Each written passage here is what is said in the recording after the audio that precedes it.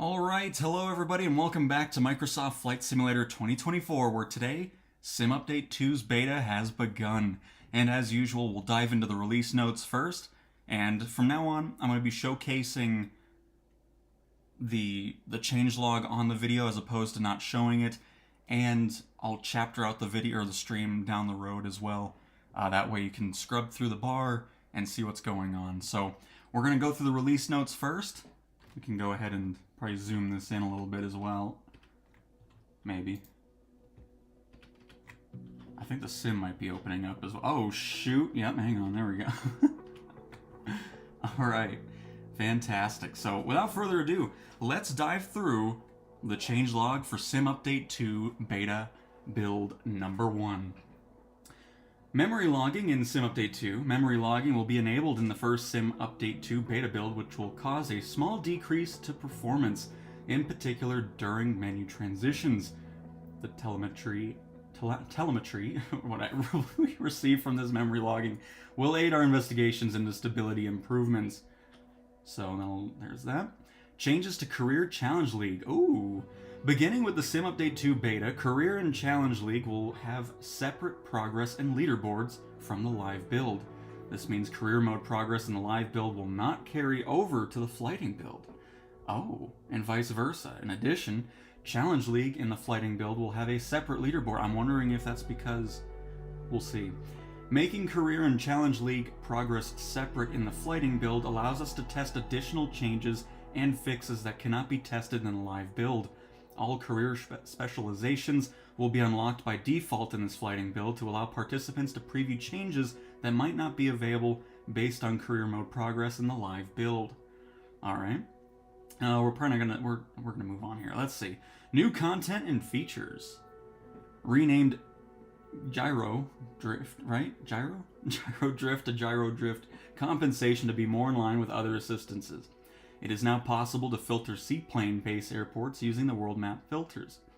Added SimVar throttle input blocked by lower upper bounds to signal the game when we should show the notification to warn the user an input to the throttle has been made, but didn't actually move the throttle because the lever is locked in the active range. I don't know what any of that means, but there you go.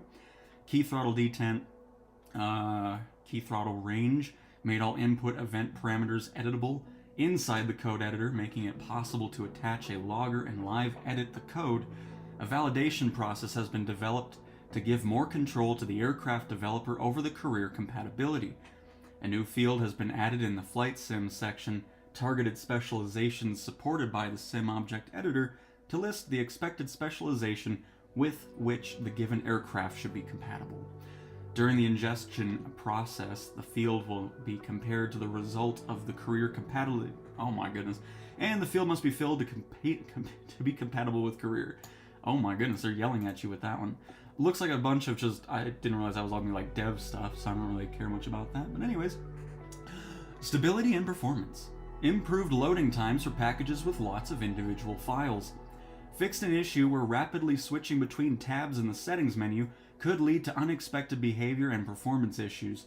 Reduced request count when loading models by pre-computing model statistics on package ingestion.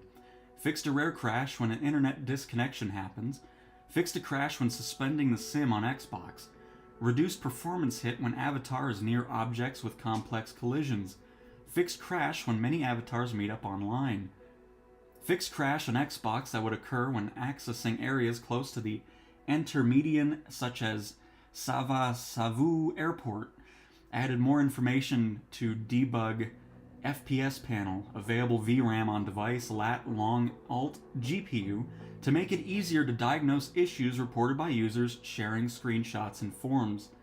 Fixed crash when trying to remove the facility airport from the cache while its QMID has no matching entry. Fixed some infinite loadings on boot due to deadlocks inside I/O code.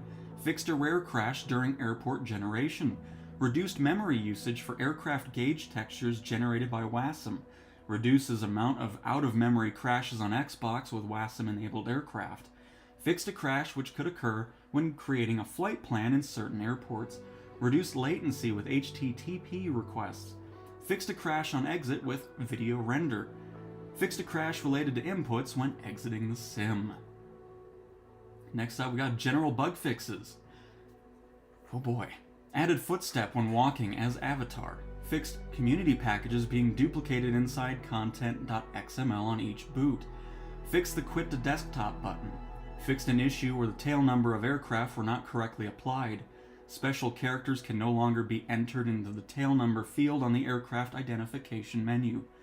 Fixed arrow keys not doing anything when inputting text. Fixed incorrect loading of aircraft airline codes, fixed numbers not formatting correctly. General VR fixes. Fixed the ratio of panels in VR Flight. Fixed the appearance of the toolbar when going out of VR Flight. Fixed some 3D UI that were appearing in front of the panels in VR Flight. Modified profile statistics navigation and tab switching. Fixed navigation missing on logbook entries list. Fixed logbook entries list sorting incorrectly. Fixed action title not scrolling when hovered on gamepad. Reverse notification order, they are now listed from newest to oldest. Fixed a bug where quickly swapping options category could lead to superimposed categories. Fixed tarmac workers sometimes overlapping on the apron. Fixed avatar and shadow disappearing when not moving as avatar. Fixed cabin service always reloaded when going into free flight world map. Now is reloading only when you enter the free flight menu.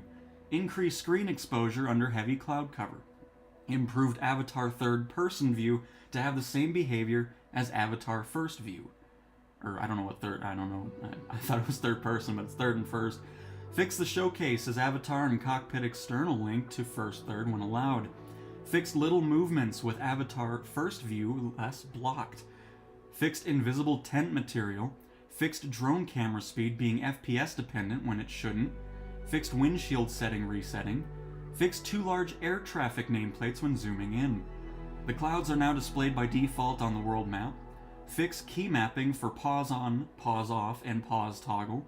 Generic airport bug fixes. Fixed an issue where the pop-up to inform that the player needs to restart the game was missing after changing the global rendering quality in the settings. Fixed friends appearing on free flight world map when they are not in a free flight session. Fixed microphone usage detection by Windows even when not inside a group session. Fixed weather icon not changing when selecting weather preset in-flight condition screen. Fixed crash on launch if exe.xml is invalid. Fixed water self-shadow artifact when ray trace shadows is active.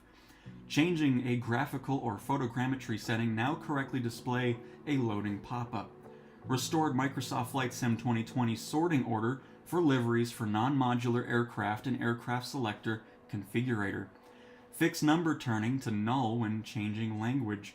Improved model LODs on load assets, pallets plus fertilizer bags. Okay. The flight model in the settings now doesn't switch unless the user confirms it. Fixed synchronization of planes, SimVar, when the pilot is out of the cockpit. Fixed a jitter when changing the text size in the accessibility settings. Fixed a crash happening when switching between aircraft variations quickly. Fixed an issue where the controller icon could be displayed in the world photographer list when the keyboard was the active peripheral. Fixed crash occurring when generating text during flight loading. Fixed infinite loading with aircraft containing WASM and loading creates a low memory. Fixed purple outline that can appear on HUD display against a bright sky background on Xbox.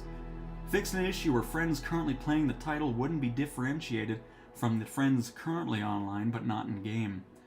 Fixed control input curve inverted on X-axis. Fixed an issue where the flight condition live preset was not dynamically translated.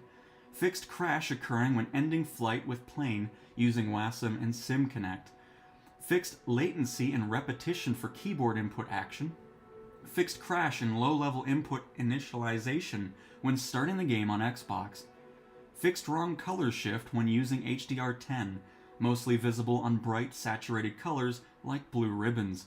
Improved LODs on many assets. Fixed point moving out of curve when editing extremity dead zone of device hardware settings. Fixed model behaviors and timings on resume after pause. Fixed an issue where some in-game markers were still shown in the transfer aircraft in the career mode.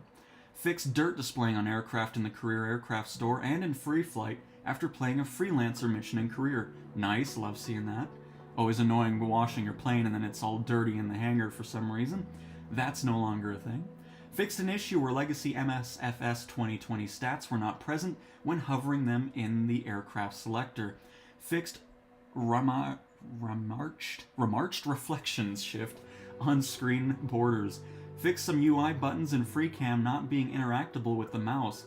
Fixed an issue where the live airport activity page displayed inconsistent or incoherent data. Fixed replication of pilot in multiplayer. Fixed keyboard input latency when low frame rate and pressing key for a long time. Fixed game input Xbox joystick axis scan too sensitive and triggered even if the stick was not moved. Modified cabin services in Free Flight World Map to not recreate one that is already in the aircraft. Changed light range min value from 0.1 to 0.001. Fixed numerous text issues in Free Flight that could arise after changing the language without restarting the game. Fixed play animations not at the same time. Fixed world map interactive behind the RFB panel. Fixed an issue where the weather data on the world map cards was inconsistent with other data shown in the game. Fixed airport names, nameplates, and tooltips not displayed in external windows. Fixed an issue where the player couldn't access the Reset Filters button in the world map filters using a gamepad. Fixed community packages preventing streamed packages with the same name from being found in the sim. By the way, let me turn off the music. I think there might be some music going on. Fixed usage of real time instead of flight time when initializing switches. Fixes light issues when starting a flight with a sim time that is different from the real time. Fixed multiple fade out when going out and in aircraft with other players around. Fixed gray haze at night in very dark environments. Improved normal textures from Microsoft Flight Sim 2020 packages, making them look less flat. Fixed loading of DDS files used in legacy effects. Fixed some flow locks when mission restart. Props, turbines, and rotors now move on first-party multiplayer aircraft. Fixed toolbar not being usable in cursor mode while in external view. Fixed an issue where the controller was losing inputs if the user went into the filter's advanced map layers, leaves the submenu, then go back into it.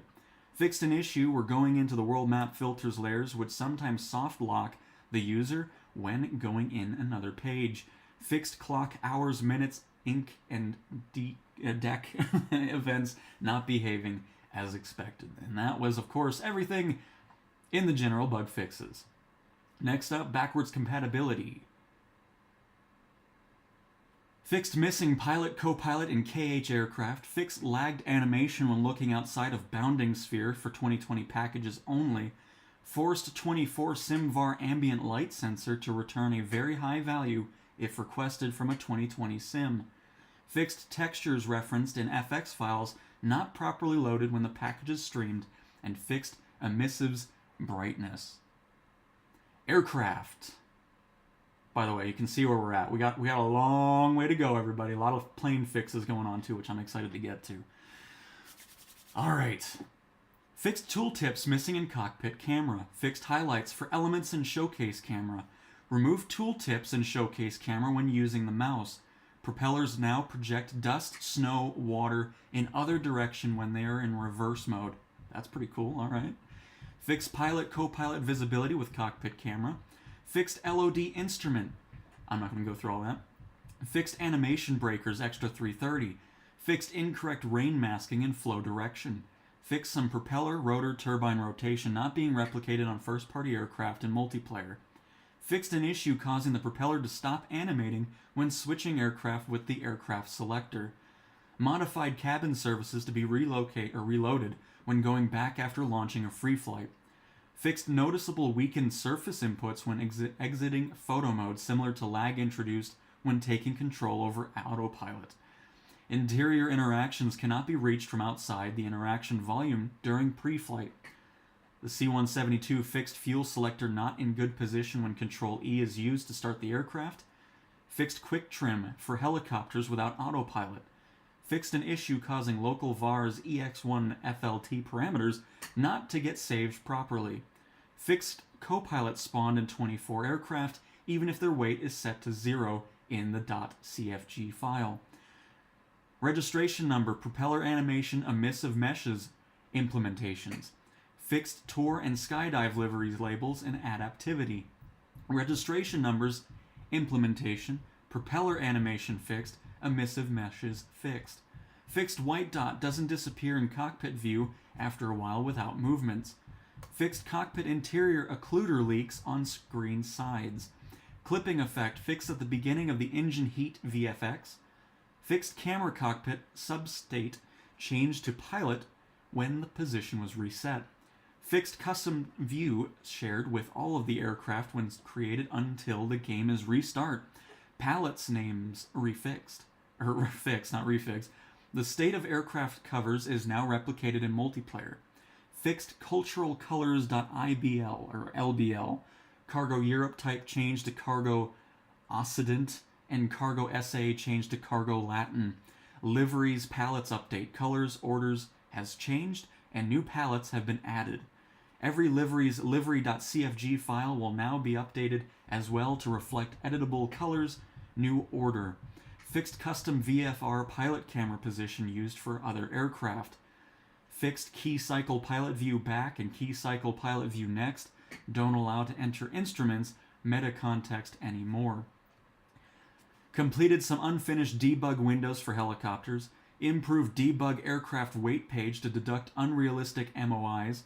Added a fallback to have the weight in the cargo even if no graph SPC is available. Improved conditions for using the flashlight automatically. External lights shafts are now occluded inside cockpits. Added a notification when the envelope overheats for the hot air balloon experience.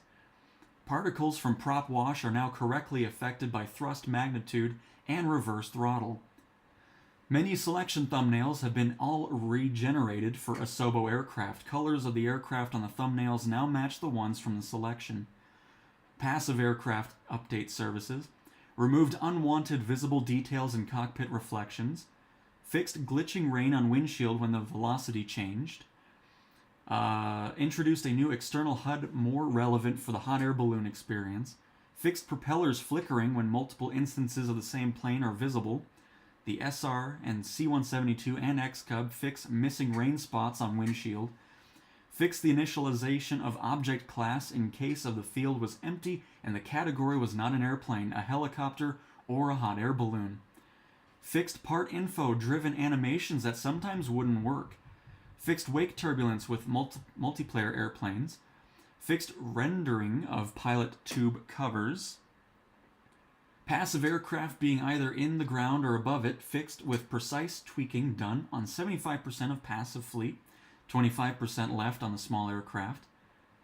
Passive aircraft pink textures and misrepresentation of model fixed. Passive aircraft improvements on Boeing house liveries. Fixed audio clipping distance that was too short on multiplayer aircraft. Hide air avatar in aircraft if it's not edited for SR pilot system. Fixed interior windshield fully reflecting exterior for some planes. Fixed registration number inside the aircraft being always black in the Grand Caravan, the ES-30, the F-18, and the CL-415 additional throttle keys. Throttle range increase and throttle range decrease moves the throttle clamping it in the active range. Throttle detent next and throttle detent previous goes to the next previous range and resets the throttle at the beginning end of the new range, and fixed windshield rain effect on HUD display. Nice seeing some ES-30 stuff finally, and some CL-415. Hopefully we'll get some more details on that as we go through the air. Oh wait, we will. I see the ES-30 in the aircraft list. And A or Ta, if you want to see some Wreckfest 2, there's more content over it that you can watch. And this is for PC and console busted, and welcome to the Stream Landing channel. Alright, now on to the aircraft here. The Air Tractor AT802, fixed animation rudder trim wheel of the AT802, fixed eyes icon checklist gear front wheels variation of the AT, fixed an issue on the AT that prevented the starter switch from being operated while the engine is running, condition speed added to trigger vortex effect on crop dusting trail, fixed an issue that causes the AT to spawn without fuel when started in free flight in parking, fixed an issue on the AT preventing the emergency dump trapdoor from animating properly. Fixed avionics switch not turning off ATC connection to CommNav channels. Fixed GTR 225 and the GNS 430 to no longer modify the same COM index. Fixed the AT trim indicator. Fixed an issue on the AT causing the spray pump not to be animated. Fixed liquid tank value set from the EFB being overwritten when launching a flight. MVP 50 now connected on the main bus instead of the avionics bus. Fixed ground light display on agricultural version. The Airbus helicopters H125. Fixed the fuel consumption. Fixed alternator light not lit when the related breaker is pulled. Fixed PFD screen not being bright enough in low light situations. Fixed alternator producing too much tension too quickly when engaging the starter. Added dirts to aerial app variation. Fixed some minor bugs, improved some tooltips. Added new dirt LODs so that they appear farther away. Improved LED effect on instruments at night. Changed airspeed indicator model to a more fitting one. Fixed slight variation in barometer values between the visual and HUD. Includes the Cabri G2 as well.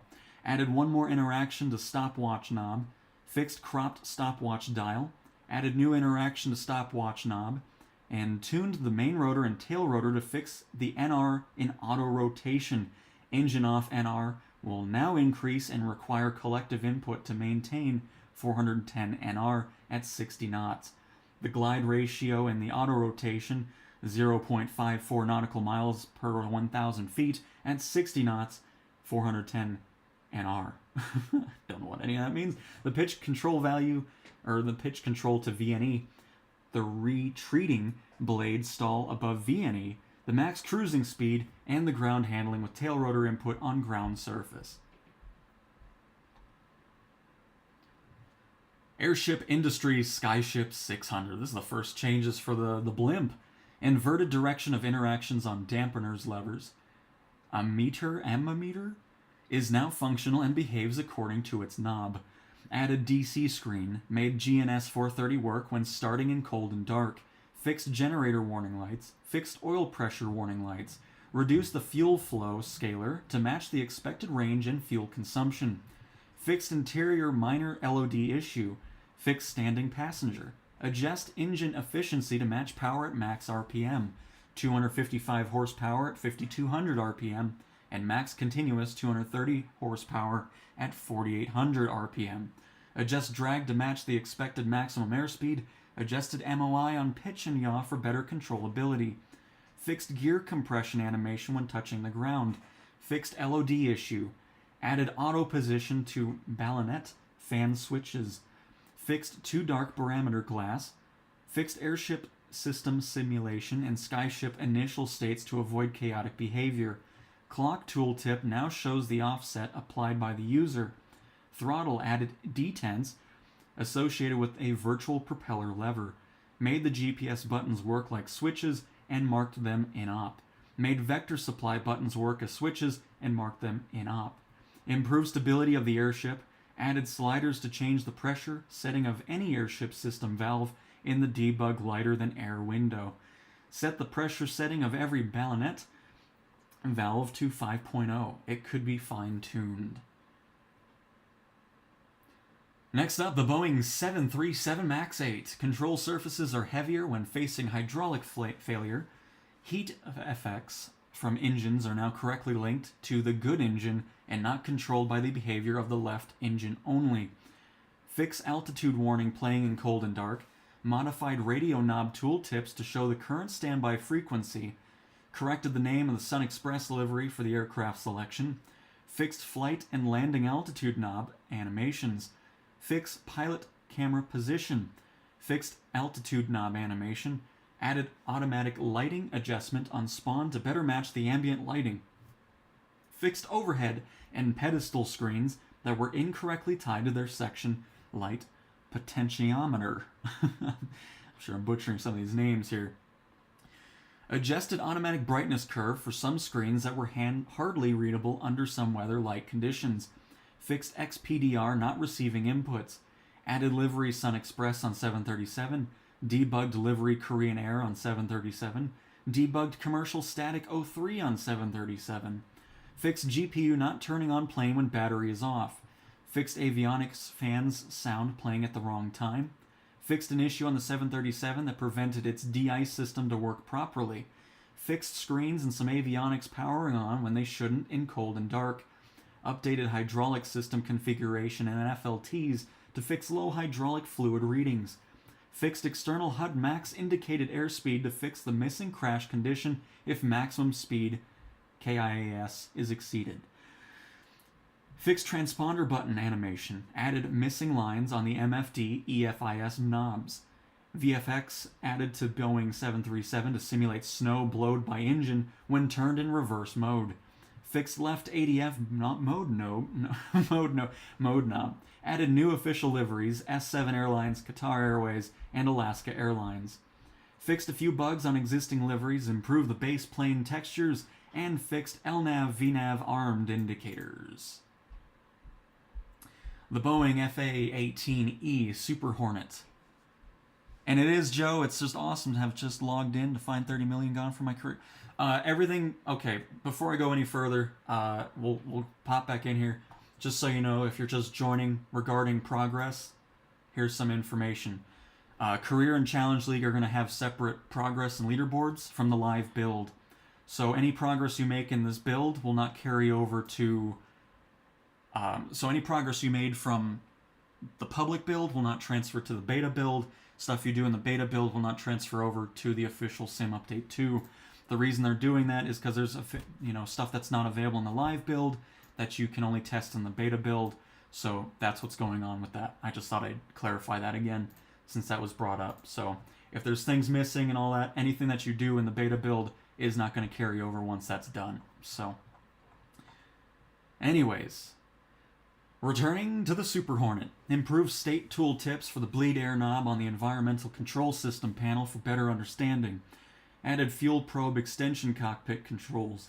Removed exterior pre-flight interaction. Fixed position and formation light not working on cruise departure. Removed some leftover circuits, slightly extending battery lifetime without generator supporting it. Low altitude water effects visual when F-18 flies above water, upgraded with vortices effect. Fixed an issue with the right gear pin interaction collision box. Vapor cone VFX has been upgraded. Improve the interactions and tooltips on the air-to-air weapon selection and sensor control. Increase the fly-by-wire high-speed roll rate scaler to fix roll rate at Mach 0.9. Increase some pre-flight interaction volumes. Fixed an issue that could cause the F-18's engine not to restart properly after back on track in one of the trainings. Improved tooltips for the sensor control joystick. Added bleed air knob position indicator. Fixed wing light orb floating when wings are stowed. Fixed missing part in front of landing gear. Modified the panel light mode switch to be in day mode by default to have a better default screen brightness. Modified avionics circuits to always be on so that the screens work when starting from cold and dark. And fixed missing pins in pre-flight plus auto close on trap doors and ladder. The Cessna 172 Skyhawk, the classic one, fixed an issue that caused the 172 classic cargo and aerial advertising variation to be indicating they used the G1000 avionics, linked liveries to presets, adjusted FLT potentiometer values to improve night spawn visibility, added missing text entries for the EFB for the skydiving variation. The G1000 Skyhawk has a bit more fixes to it. Added runway dirt layer and fixed rain direction scale on all fuselage pieces. Fixed floats variation gear lights turned on in cold and dark departure. Fixed an issue that caused the C-172's altimeter strip to be slightly off and linked to the G1000. Fixed engine cover LODs. Adjusted interior rain tilling. Fixed camera bug in checklist engine startup page. Added leaks dirt layer and fixed AO for floats variations. Fixed company names and baselines for all cargo liveries. Update floats, skis, skydive variant thumbnails. Replaced updated 172 bespoke altimeter by old one in all variations, plus clean up old altimeter 02, unused glass textures, wrong metallic channel, and lack of constant and albedo and missing knob animations, I'm assuming. Fix the engine friction to correct the propeller behaving when stopping the engine, even in case of in-flight engine failure. Fixed behavior of lighting knobs on the C-172 G1000, which in VR use both horizontal movement and rotation to increment and decrement, or increment, decrement, which other knobs only consider rotation. And then also fix FS07 and FS04 liveries, text stroke LOD issues, overall adaptivity of all liveries. Fix floats, front wheel suspension animation, and adjust contact points accordingly, and fixed rudder piece livery cargo 05. The Grand Caravan. Ooh, a lot of stuff fixed here. Pilot and co-pilot light switches have been inverted. Fixed an issue causing the 208B's G1000 to be affected by standby altimeter baro settings. Added scientific cabin.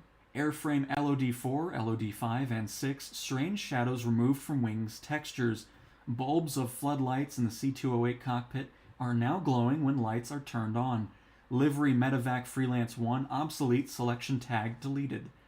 Modular structure issues related to navgraph fixed for scientific observation variation. Scientific observation parts added to airframe. Fixed normal map scale factor too high on the airframe. Added seatbelt in cabin for passengers. Fixed dirt effects. Fixed screen reflectivity wrongly set as metallic for medic ventilator aircraft object. Fixed nav lights which were not functional. Menu thumbnails updating for skydiving, scientific observation, and amphibian variation. Are we getting scientific observation missions? Guess we'll find out as we make our way down. Cargo and meta... I mean, we already have it, but they were only special. I'm wondering if we can actually start our own company now. We'll see. Cargo and medevac livery color schemes fixed. Adjusted autopilot PIDs to fix Dutch roll motion when on autopilot. Floats landing gear visual reworked more accurately. Fixed seatbelts randomly stretching in midair. Fixed co-pilot sun visor bad animation start. Fixed missing texture on rear doors mud splash effects. Removed duplicated remove before flight ribbons. Added detail map on cockpit. Added a G1000 version without heading knob. Airframe textures improved. Fixed seatbelts clipping with pilot and co-pilot. Fixed holes in windshield's frame geometry. Fixed all panel screws being identically rotated. Fixed front gear screws clipping within the bodywork.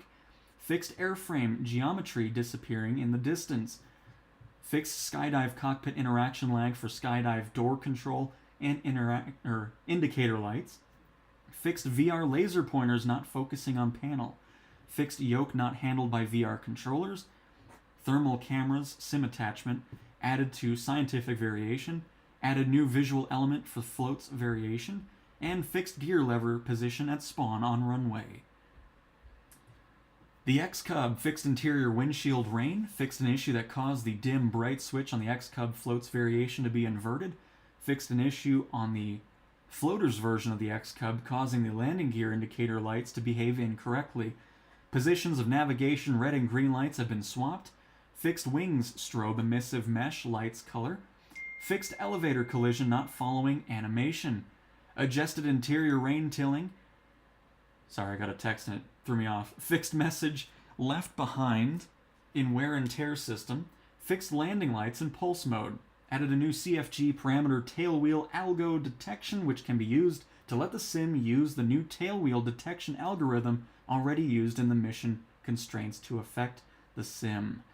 Applied to the X-Cub. Added laser system under wing for floats variation. Fixed frost cockpit holes and livery bugs. Disabled invisible chocks in parking spawn for the ski variant. Removed a livery with flags being too visible. Fixed pre-flight check B for big wheels. Hey, we got some fixes for the de Havilland. I love it.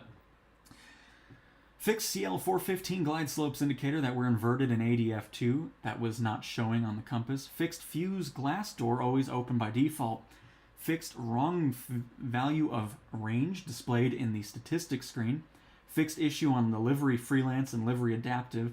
Fixed multiple art issue. Added dirt and frost. And fixed issue with down button not working on the IIDS glass cockpits. Nothing that really mentions anything regarding, you know, engine malfunctions. I mean, we can always check that out, but hopefully something was fixed with that too. I'm gonna be honest, I'll probably skip the gliders. I mean, they're cool, but you can just check that out really quick. Some audio stuff, but yeah, I'm not gonna be too worried about the glider. The Diamond DA62 bulbs of pilot spotlights now glows when lights are turned on. New model and textures for the DA62 camera. Added seatbelts packs in DA62. Added alternate static in DA62. Added windows. Fixed pedals. New position for EFB. Fixed pig texture on the scientific variation. Fixed tilling fabric texture. Fixed last LOD DA62 livery. Fixed the propeller feathering, the animation for the yoke co-pilot button, emissive cockpit when battery is off, fixed the position of the taxi and landing lights, fuel nozzle, and animation not appearing. Let's see here. Added sun visors in cockpit, added new screws on glare shield and ceiling, fixed seatbelts position, added loads in trunks, fixed art windows, cleaned 3ds Max for sample SDK, added LODs for smoother switch, fixed color interior for passenger and scientific variation, fixed interior details map, added a detail map of leather hole, added subdivision for LOD00 of all interiors, fixed bug UAV in interior, cleaned livery static 1, fixed missing feathering on LOD3 and 6, optimized DA62 airframe for SDK use, added new screws on the DA62 airframe, general polish, and debugging on LODs, liveries, frost, and dirts of the DA62. The extra fixed ELT alarm sound, landing light intensity, and radius reduced. Fixed some breakers not working as intended. Added window interaction. Removed G3X lower mini soft key tooltip. Fixed starter by adding a relay to add back the breaker on the relay line. Fixed bug preventing tail wheel and strut wear status to be checked. Alright. The G2 shortened clutch unclutch time to better fit the references. Fixed Cabri 2 violent nose up movement after skipping to flight conditions. Fixed LOD issue with flight seeing static 1 livery. Fixed clipping cyclic animation. Added missing tooltips on transponder and EPM screen. Navigation lights white are now correctly tuned on by navigation switch. Fixed several typo issues. Fixed verometer. Added I'm assuming it's yaw string holder. Fixed LOD issues. Specified the EFB aircraft size category to small. Fixed rotor friction torque for rotor to stop when shutting down the engine. Fixed the AS650 glass cockpit having 2 instances instead of 1. Fixed small color mismatch in flight seeing adaptive 1. Added backup ADI map light breaker. Fixed livery static 1 LOD issue. Fixed emissive wrongly appearing in cockpit. And added flight seeing 15 adaptive. Oh, here we go. Oh. Can we finally use this thing? Let's hope. Landing lights added on the ES30 plus taxi light switch now controls light on the landing gear at the front. Added a new fixed external camera under the belly of the aircraft. Fixed GPU not available in gate departure. Fixed landing light not extinguished when retracting gears. Fixed some interior lighting issues. Added aileron and rudder trim controls. Added magnetic compass. Fixed horizontal stabilizer trim animation. Added interactions for aileron trim control and rudder trim control on the pedestal. Added highlights for the landing gear indicators in the checklist. Added propeller pitch animation. Added horizontal stabilizer trim animation. And added fuselage landing light. Fixed various minor LOD issues. Station loads were misspelled in the EFB mass and balance app. Added EIS page on the G5000 MFD. And added aircraft icon on the G5000 MFD. Fixed UI parameter value and aircraft characteristics screen. Added inoperative tag to some tooltips. Fixed taxi light being visible through the airframe when gears are up. Changed autopilot IAS indicated airspeed mode to FLC flight level change mode. Added missing animations for the joysticks of the GTCs of the Garmin G5000. Fixed and improved weight and balance pages. Modified capacity of fuel tanks. Fixed a bug that could cause faulty spawn of the aircraft in the hangar scene before a mission. Fixed the position at spawn of the cabin altitude knob. Made cockpit HUD interactions inoperative because the system is not functional yet. And added missing highlight of the autopilot panel in the checklist. Hopefully this one right here is something to do with the, full power backwards crash, all that kind of stuff. So hopefully we'll be seeing some improvements there. Here's the hot air balloons. I'm not going to go through all that. You can see the changes on that. And there we go. Now onto the aircraft core systems.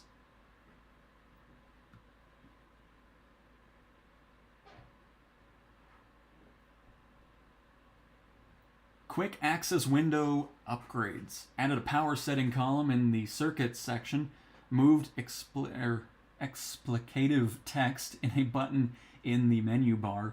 Improved columns readability by graying out some values when they are at 0. Replaced huge values and diodes, voltages tooltip in the lines tab with INF. Added new parameter for AC suppliers. Giving this parameter will change the way AC suppliers produce tension. Above the given value, VRMS will be used as outputted tension. Under the given value, the outputted tension will be linearly decreased from VRMS to 0.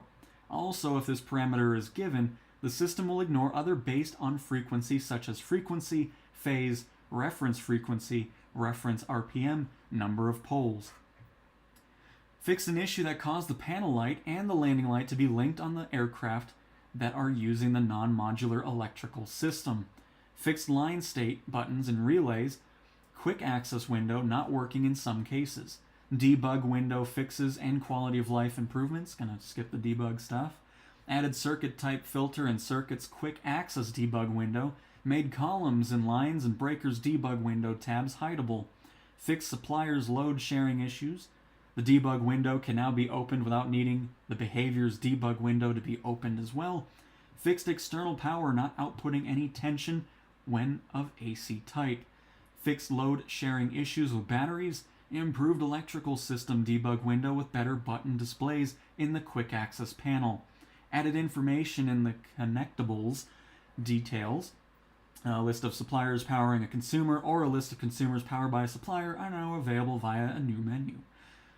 Failure and wear and tear. Fixed brakes efficiency on general aviation when brakes are weak. Disabled wear and tear shock when turbine engine went over 100 RPM.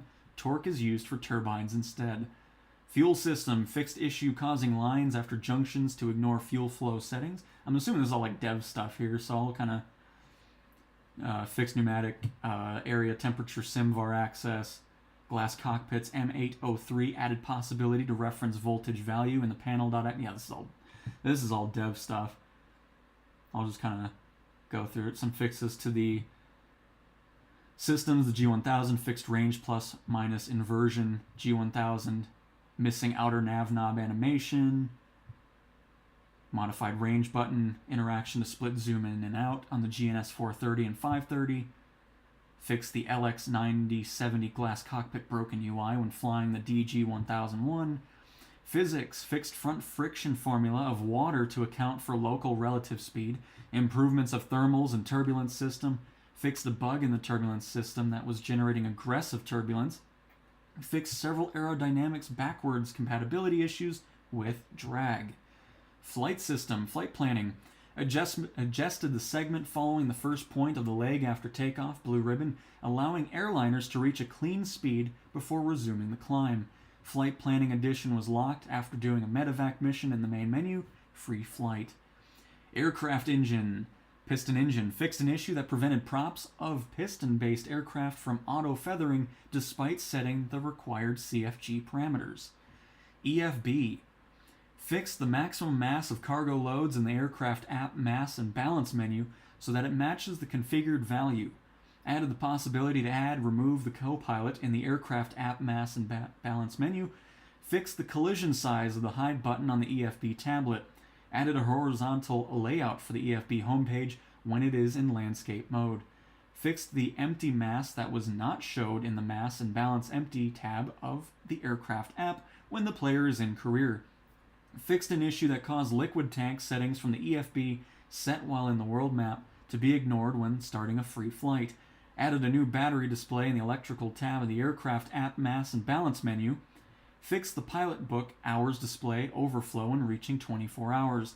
Added the aircraft size category small, medium, large, retrieved either via the aircraft JS listener or the aircraft XML config. Fixed the fuel liquid tanks mass synchronization with the tab quick fill and total mass in the aircraft app mass and balance menu. Fixed the format of the distributed load quantities in career mode in the aircraft app. Fixed the style sheet of the alerts displayed when the configuration cannot be loaded in the aircraft app.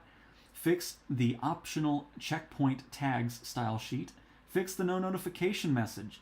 Added an aircraft information page in, I'm assuming this is still more dev stuff, which I'm not really too, added a scroll on hover of any too long load item. Yeah, this is all just back-end stuff. I'm not too worried about the dev stuff. I want to just focus on things that players will be really noticing. Ability to display fauna heat maps on EFB during world photographer missions. Fixed heading value format to be prefixed with zeros when value is inferior to 100 degrees for more clarity. Fixed aircraft thumbnail background not being transparent. And fixed mission layer being cropped in other resolutions than 1920 by 1080. Aircraft tech, fixed camera definition, fixed HUD projection, direction frame delay, model behavior, again, just a bunch of just dev gibberish going on that I'm not going to be going too much into. I'll just kind of scroll through that a little bit. If you're in the dev, you'll know what's going on here. If not, you're like me, I don't really need to go through all that. So, same with this. Added attachment to sim attachment. It's like, okay, that's nice. Default, fixed multiple fades when spamming L, B, and B. Added a check to not go out of the aircraft if it's moving too much. Fixed checklist not reset when changing to an aircraft that does not have one. Yeah, this is all just a bunch of things I don't even know what's going on. Passive aircraft, the P2008 removed. Placeholder, so this is all just the planes that are sitting on the airport. So it looks like a lot of improvements for that. Adding some passive aircraft to be visible as parked aircraft. The A220, A320, A330, A350, A380, the ATR, the 737, 747, 57, 77, 87, the E170, the E190, E195. A lot of livery, a lot of LOD fixes, which is great, because we know a lot of those passive aircraft were a little bit weird on the ground. So this is all just a ton of fixes for that, which is great. Hopefully we see a better LOD on them, you know, especially the Grand Caravan. That thing was always just floating. So tons of fixes for all those passive planes that are just sitting at airports, which is nice. But yeah, I'm not going to read all this. We'd be here all day. This is still talking about the passive aircraft, the AI traffic. Fixed LOD issues for truck utility. Added lights to the Dreamlifter freight loader vehicle. Passive bus modern livery and LODs fixed. And here we go. Career mode. What do we got going on here? Fixed translation for advanced options and world map filters. Fixed translations and insurance unlock pop-ups. Added a pop-up to indicate when a new headquarter is unlocked. Changed cradle missions to be visible when the world map is in freelancer mode. Fixed amount of fuel given for the Cabri G2 during commercial pilot license rotorcraft certification. Added missions filters for difficulty and specializations. Added pop-up on disabled button, create company, when trying to create a company for a specialization that you haven't played, the cradle. Why does it say cradle? What does that even mean? Anyways, credit earned in a mission is now displayed on the briefing. Added numbers to aircraft components with the same name in the aircraft management screen. Changed the salvage coverage pop-up to clarify the information. Added reminder of aircraft name and type in the flight plan, briefing, and pause screens. Fixed icon not being a rotorcraft when hovering in freelance mission using rotorcraft and not having any on site. Added proper text for the technician in the aircraft management screen. Added fuel management on employee missions. Changed abandoning aircraft mission failure to a simple notification displaying input to go back to aircraft. Hopefully we need to get rid of that completely. Added minimal maintenance feature to quickly repair only vital component on aircraft after a crash.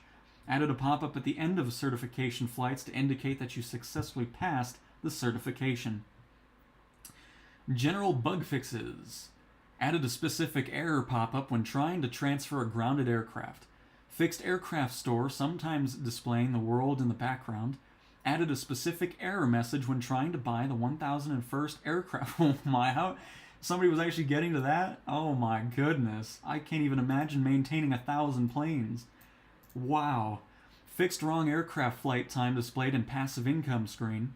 Fixed wear and tear category states not being representative of the overall state of their components. Fixed incorrect remaining time displayed on exotic missions cards when the actual remaining time exceeds 24 hours. Fixed account history screen not showing passive income details. Fixed an infinite loading when writing a very long company name in the company naming screen. Fixed unrelated aircraft unlocked shown in the aircraft unlock pop-up after passing a certification. Fixed instructor display instead of the mentor's name in the aircraft store onboarding. Fixed the number of completed missions displayed in the career statistics screen. Added scrolling text when hovering truncated text in specialization section. Fixed auto-scrolling text to subtitles when introducing career features. Added icon for overstressed components in management checkup. Fixed gamepad navigation locked when in configurator screen while buying brand new aircraft. Fixed aircraft with crew and aircraft to check up counters in the company overview screen.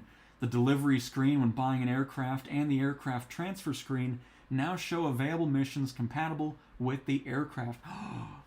We can actually see them. Oh, let's see. Nice. I was talking about that before too. So when we're buying it, it should show us the map and show where missions are.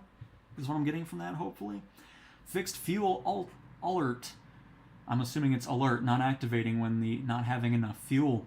Fixed aircraft name behaving different. Man, there's some spelling going on here. Behaving different between the aircraft store and the company fleet. Fixed weather layer not available in the career world map. Fixed wrong aircraft displayed in the aircraft store when coming from mission. Fixed company edit name button not working in density tab.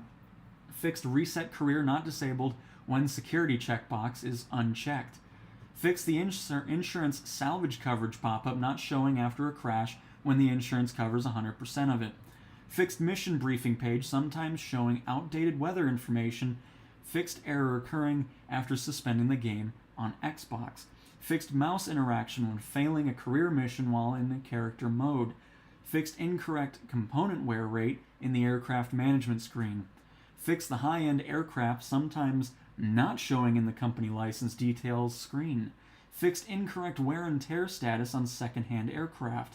Fixed transfer aircraft from world map using gamepad. Fixed missions not starting at the date and time indicated in the briefing. Fixed unexpected server error occurring when playing a mission at midnight. Missions. Fixed back on track position during fly-around phase. Fixed co-pilot fuel warning in cargo missions. Allowed a larger landing radius around the airport. Fixed the step announced clear runway that prevented player from reaching the maximum score on airline procedure objective. Remove the ATC step asking to contact the airport at arrival if there's no control tower. Fixed calculator values rested on switch from avatar to plane.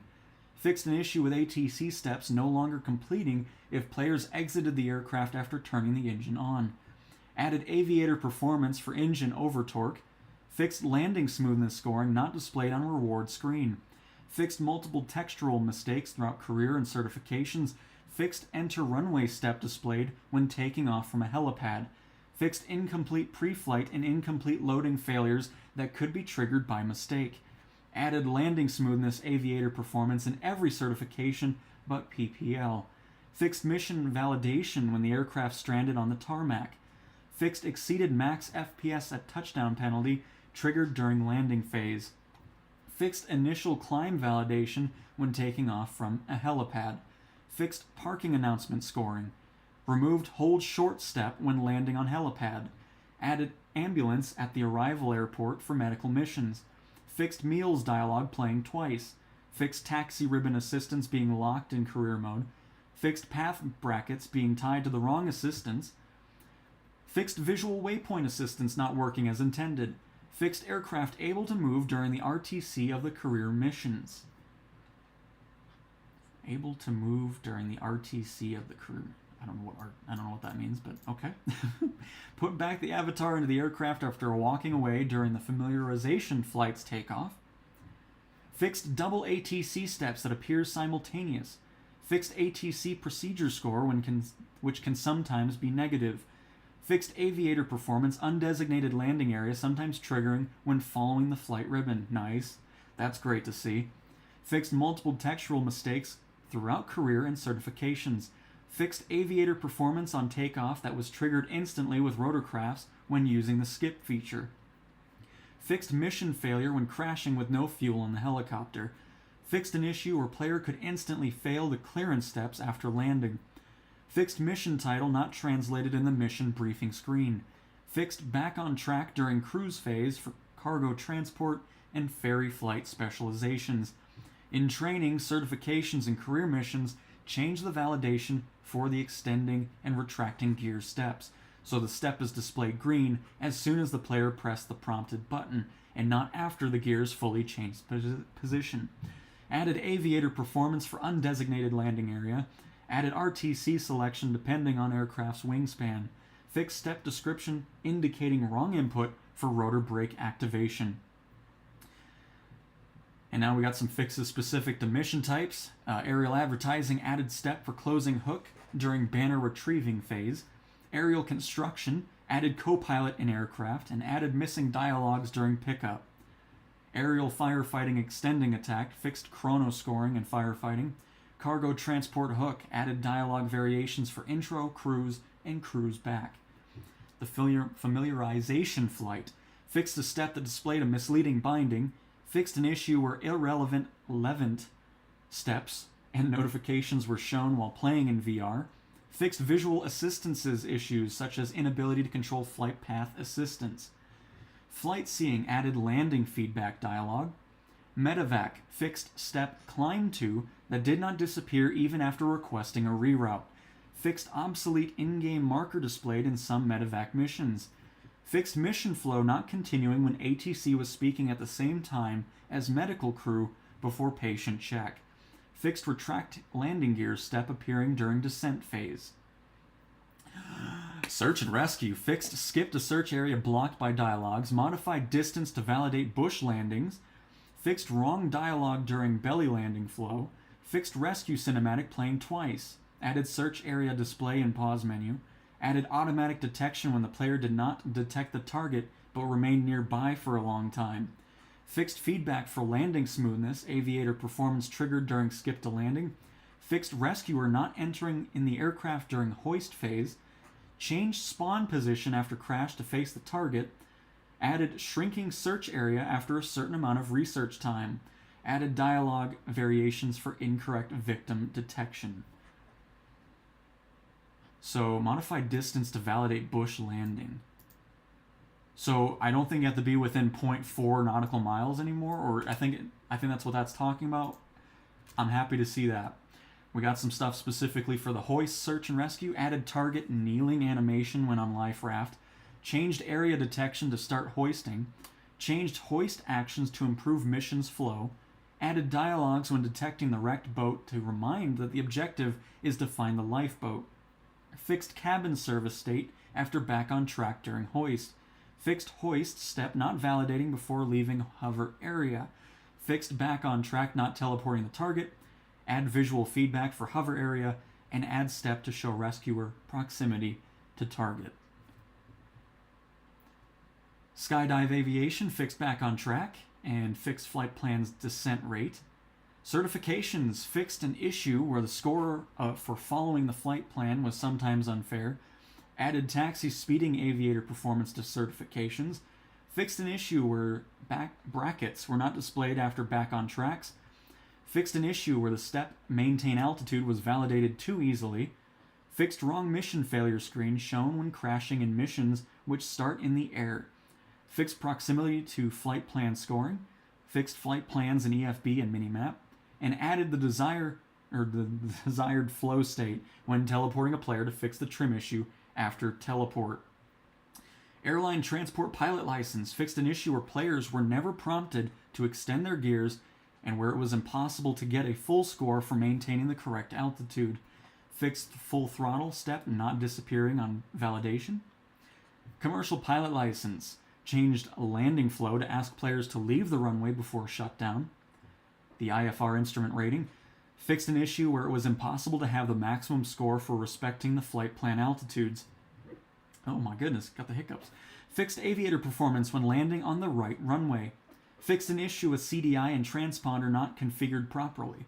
Fixed wrong positioning of the first marker of the flight path. Jet transport airliner rating. Fixed an issue where the step maintain altitude at 3,000 feet was not validated correctly. Fixed an issue where restarting the certification would trigger an aviator performance for overspeed. Fixed visual assistances to make them manageable from the settings. Multi-engine rating. Fixed an issue where the players using devices binded to the engine 1 master switch would fail the certification because the engine was restarted by the device. Rotorcraft hoist. Updated and fixed flow as in rescue mission. Rotorcraft hook. Changed drop area size to prevent dropping the cargo in the air. Scoop endorsement. Fixed an issue where the step drop water was displaying the wrong input. Removed not related to water operations training from the Scoop certification page. Turboprop engine rating. Added a short introduction to the new over-torque aviator performance. Changed step for reverse thrust to display the correct input. Turboprop transport airliner rating. Fixed an issue where the player might pitch down and validate the step, fly straight and level, making it impossible to stall before reaching the next waypoint.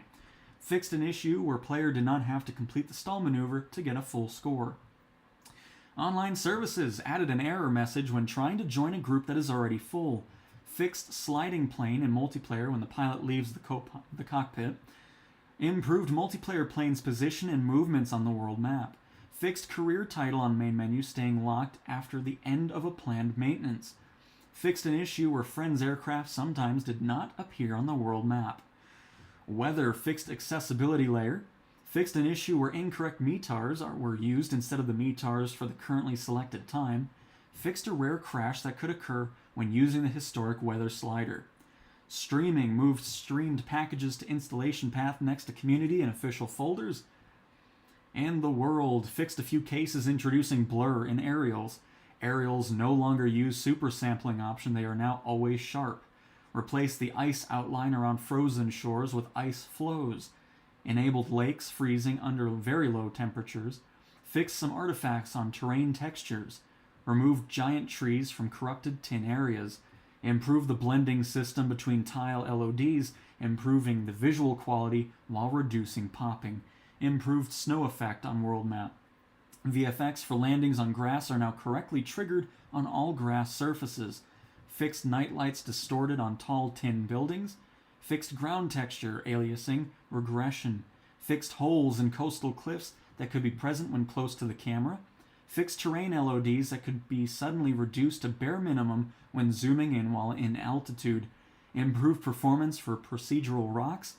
Fixed land strip ice appearing at junction of two bodies of water alongside some other rare water body issues. Fixed POI integrations in London and surroundings. Optimized number of streamed DEM tiles. Added an option into streetlights in 3ds Max to have the lens flare effect as well. Fixed loading issue in the Sahara Desert. Improved transition between ground and water in snowy areas. Ambios Castle vegetation updated to the FS24 3D vegetation system.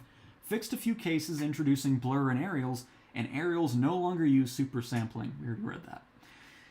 Airports. Fixed old ground services pilots to use old version of 2020.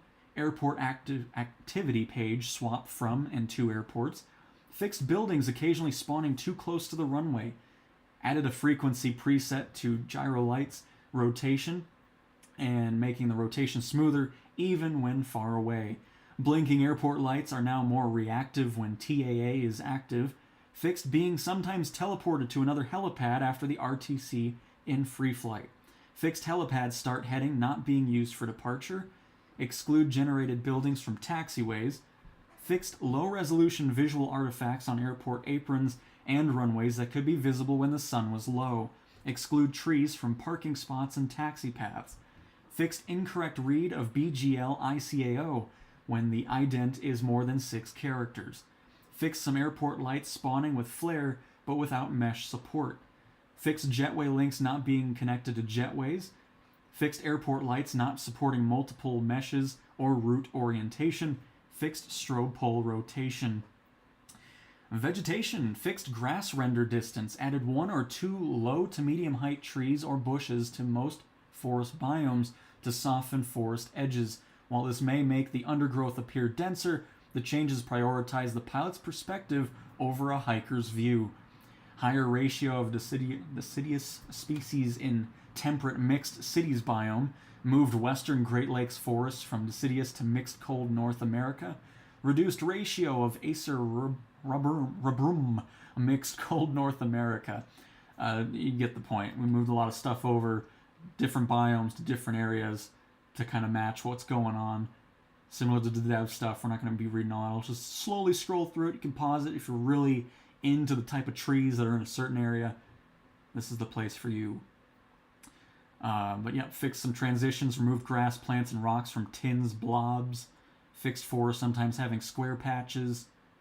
Vegetation not spawning in some areas where aerial or blurry. Added crop types in tropical and subtropical biomes to get more variety. So there we go. Traffic. Air traffic. Fixed aircraft occupying the same parking space as other aircraft. Fixed aircraft spawning on the player at gates. Fixed aircraft taxiing in the air. Fixed aircraft not facing the right direction when spawning parked. Fixed aircraft taking off and landing on both sides of the runway simultaneously. Nice. We've been talking about that too, where that's just was getting a bit weird and annoying. Added pilot, co-pilot in NPC planes. Fixed AI traffic ships and aircraft not spawning correctly when using offline traffic settings. Marine traffic node count restriction for NPC boats. Road traffic fixed the steering animation for buses and shuttles ground vehicles. Improved LOD switching and livery editable coloring. Shuttle 2 and Shuttle 1 saw some improvements. Marketplace added new info on the library items when unverified, currently incompatible, or permanently incompatible. Accessibility fixed an issue where going into the top right toolbar would not properly indicate the hint to go back to the input bar. Virtual reality fixed an issue causing some attached iterations to not block the VR ray in some cases. Fixed an issue causing hidden yokes to still affect the VR rays.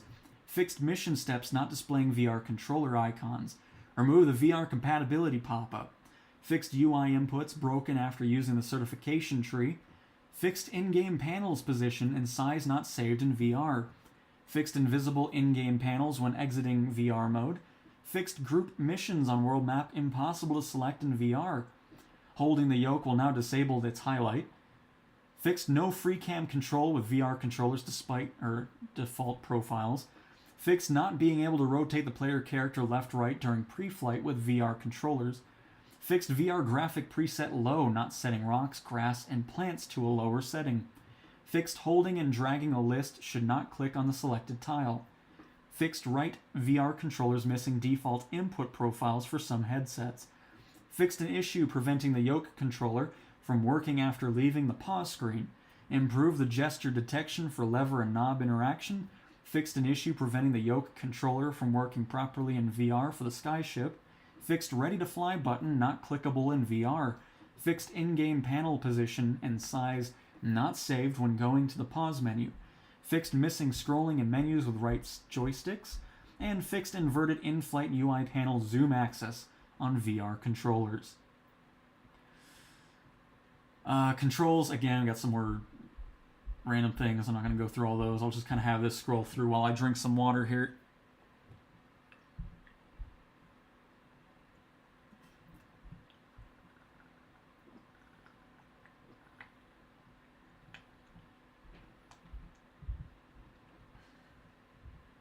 And EFB and VR... Hang on, I'm talking about... Hang on, I need to look at it again. There might have been something in the EFB regarding VR.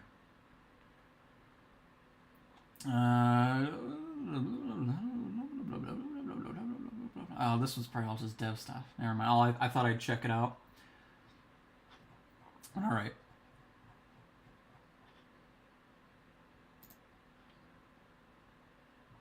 I'll just come back here again. Scroll through this. A lot of default input profiles for quite a bit of different peripherals going on.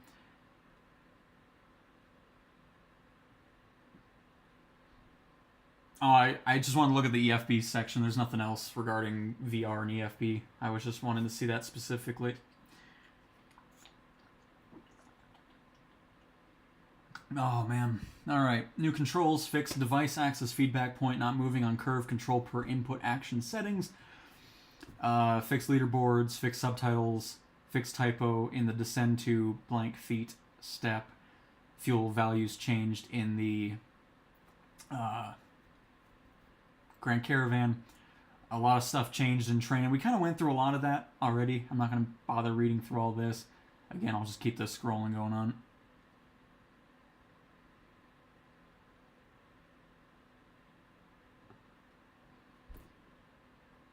Because I don't do the training anyway, so I'm not really too worried about it. But you can pause that. World Photographer fixed washed out colors in photo mode. Fixed an issue where 2 select buttons were present.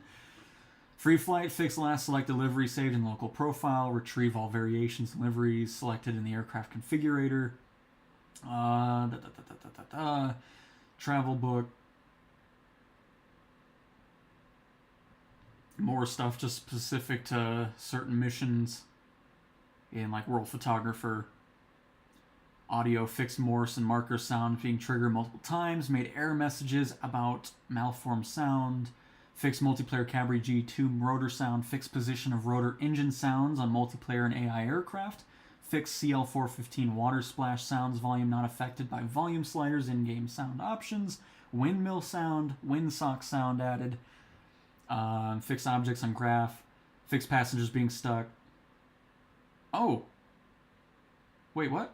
Oh. Fixed passengers being stuck when there's too many people on the same path. Is this time is my Beechcraft finally fixed? Do we not have people walking outside the Corvallis? I'm gonna check that out. Improved player character animation in first and third view. Fixed avatar's ground mark. We already kind of read through that. Added another ribbon to the avatar to better see where he's walking. Fixed multiplayer character rotating on themselves without moving. All right, and there we go, everybody. We are done with 1.4.7.0, the first beta build for Sim Update 2. I'll catch up on chat now. Well, yeah, we read a little bit there. That's an hour and 11 minutes of a changelog, which is a record. But cool. All right. And there we go. Our sim is ready to go. Love it. So the first thing I want to do is also mention, since we have a lot of people in here, and you just join, everything you make progress-wise now in the beta is not going to transfer over, because apparently there's some other stuff that they can't test with what's already in it. Oh, we got a whole new hangar here. Wait, why do we have a 737? Oh, I know why. Because everything's unlocked. Do we have super heavy, or at least heavy cargo? No. Dang it. I was hoping that was going to be in here to test out. So yeah, anything, because the beta build is a different thing now. Once you go back out of the beta, you'll be back to what you had before. So any progress you make in this beta build is not going to carry over into the public build, just so you know. That's why when you load in, you'll have different money. You'll have everything unlocked. And yeah. But man, I was hoping, hopefully in another beta build, we'll start seeing that. We'll see what's going on. I just want to see if there's any other planes sitting around that we haven't used.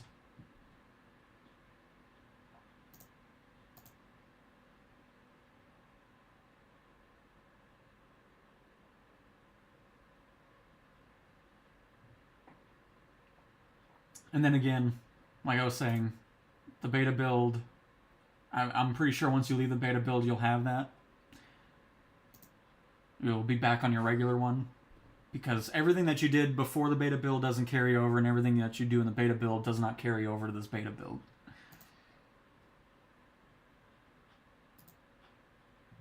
Is what I'm trying to say.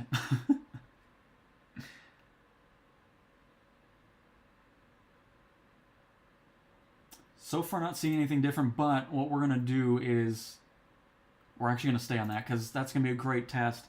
Can I finally fly the Beechcraft Bonanza without people hanging outside the plane? Please.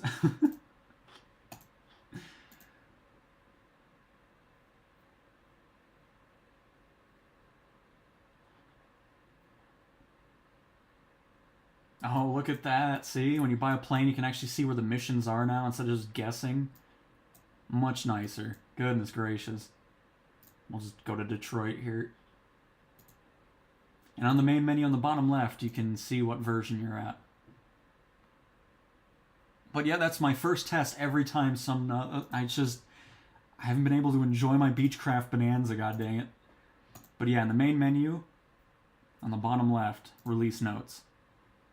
That'll show Sim Update 2 flighting 1.4.7. And then this is what I was mentioning with changes to career. It's in a separate environment. This means career mode progress in the live build will not carry over to the flighting build and vice versa. So, I think they did that because we will eventually see heavy cargo in this beta at some point, just not right now. So you did not lose any progress in your career mode. But again, if you're not wanting to spend time in the beta and not progress your career mode, I recommend not joining the beta. I mean, that's all I'm going to say. You know, it's just if you want to keep progressing your career mode as it is now, you can just leave it and go from that. But very nice, Smizzy. But all right, let me get everything situated here. I'll catch up with chat here. And Joe, it is very exciting, I agree. Hello, Adam. And we'll also test out the ES30. There were fixes for that, too.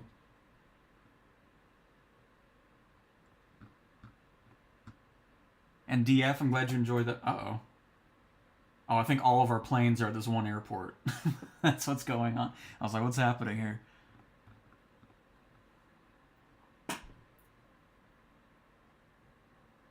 All right. All right, here we go. Test number 1.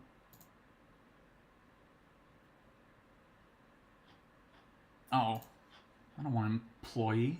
Get this out of here.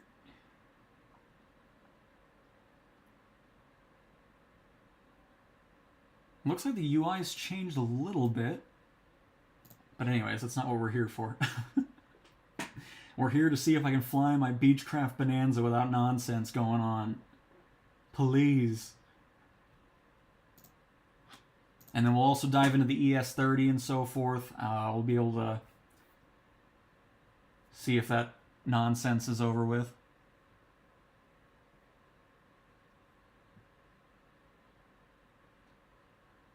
And Meadow, yes, we were just talking about that. Career mode is in its own instance for multiplayer, or for the beta. Just want to see if anything's changed here. I mean, obviously we're not going to be able to fix anything, but there's been some tweaks to how it labels things. Which hopefully doesn't say like, oh, it's in good condition even though it's brand new. Hopefully that's been kind of tweaked as well. But alright, let's see. Beechcraft.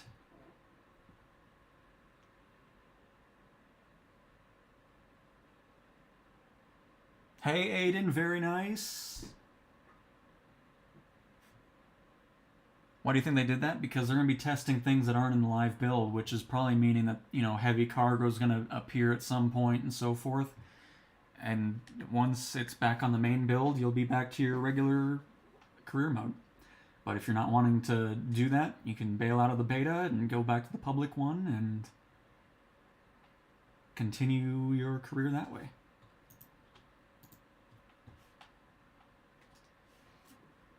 And somebody was saying, how did I see that? I mean, it was just a random mission I ran into with that $13 million VIP one out in the Middle East. All right. Oh, by the way, here, I'll turn on the audio too. Sorry. I need to check the audio.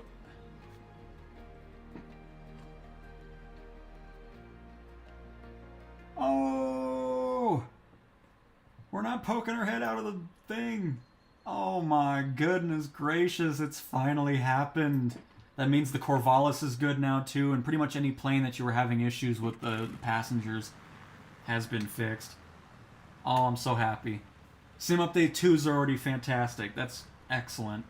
No more of people just glitching through. Nobody's hanging offside the tail. Yes. It has happened. Hang on, I need to just check the audio here.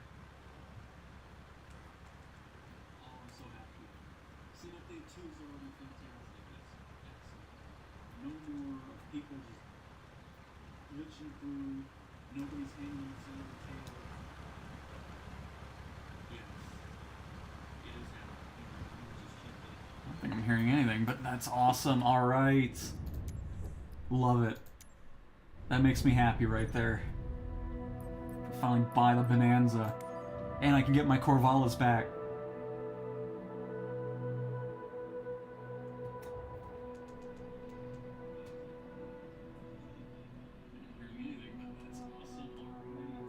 Alright, I think we're good. Cool, so, crap, I don't even know if... I don't know what planes I have. Do I have an ES-30 on this build? Because, I mean, that's going to be another big test. We all know the ES-30 has been pretty much unusable, so... we finally had its first patch for that. No, we don't have that. We have a 737 MAX we can... because how much is that? By the way, did that price change? Any tweaks to that?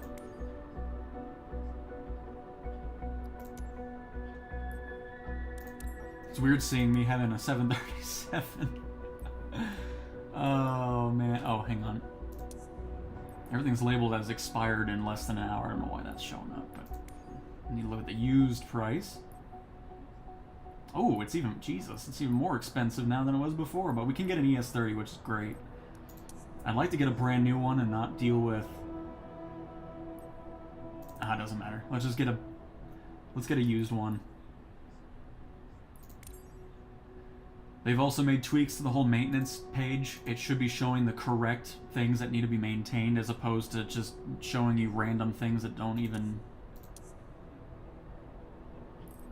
Yeah, we'll get this and do some tests with it. But this change right here is what I've been wanting for a while. If you look back at the streams, like, why can't we see where missions are when we buy a plane? Now you can. So when you purchase any plane, you'll see on the world map where missions are available, instead of you kind of guessing and it's like, oh great, I put it here, and I'm going to spend another 100 grand to move it to a mission. So that's awesome. Who did this? I want to talk to who did the world map. This is... what are with all these polka dots? This is an outrage. Alright, it doesn't really matter where we're... I'll just do a mission from Centennial.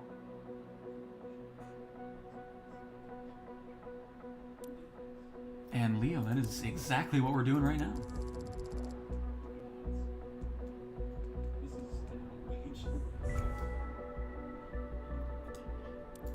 Alright, let's see.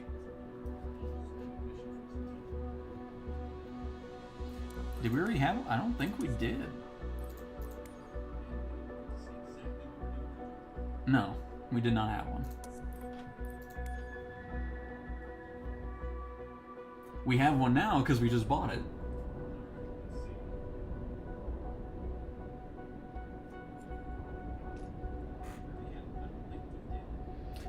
We were looking through the... I mean, I can look through that really quick, but I wasn't seeing anything different just yet. I'm hoping we'll see the A330 at some point during this beta process. Same with the Beluga, but no new mission types or anything like that. Which I was kind of disappointed. I thought since they were adding like the Grand Caravan as an option... Oh shoot, I just realized I have my... Sorry. You're gonna hear some replay on that. But yeah, no new mission types or anything. I wasn't seeing any new aircraft to purchase as of right now. We can look in VIP charter. Maybe the Longitude has shown up. You never know. But no, the plane list looks pretty similar. But since they did this whole career mode in a separate area, I feel like we're going to start seeing some other things that aren't in the sim currently. Because I don't know why else they would do it then. But anyways, we're going to test out the ES-30, which did receive some fixes. So... oh, I'm in the wrong spot. Centennial! We're not going to do the full flight. Oh, maybe... oh, no, we will. It's a very short flight. Alright. Oh!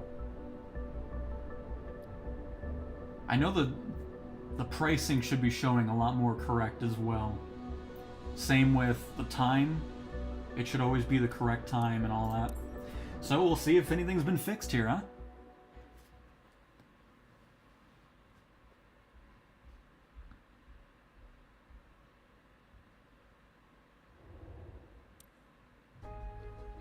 We'll dive into the 737 as well. There was a lot of fixes, and I think something with lighting in the cockpit was listed on there.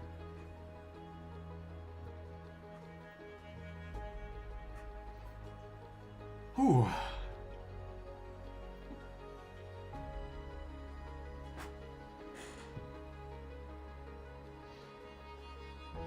And let's see. We're talking about filters in the map? Or like filtering the missions? I'll have to look. I don't even know what this is set to here. Let me look really quick.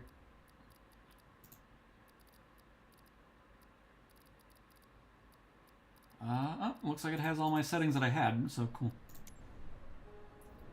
Well, we're gonna just do it without doing anything. We're just gonna see if it still has the same craziness or if we're good to go. We'll do the full flight. It's only gonna be like 10 minutes, so. To all passengers traveling to Denver on flight PTA 2011, please have your boarding passes and passports ready. Flight PTA 2011 now boarding at gate 84.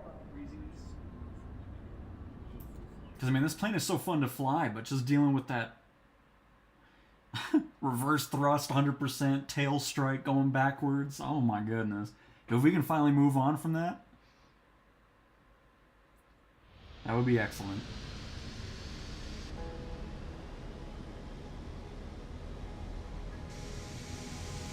Alright, everything seems normal.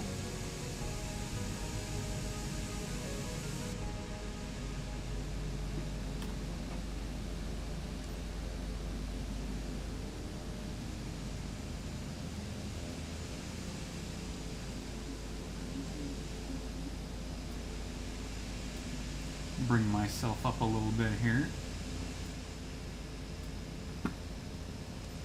Oh, by the way, sorry. You might be wondering why there's no voices. I had it turned off. Hang on.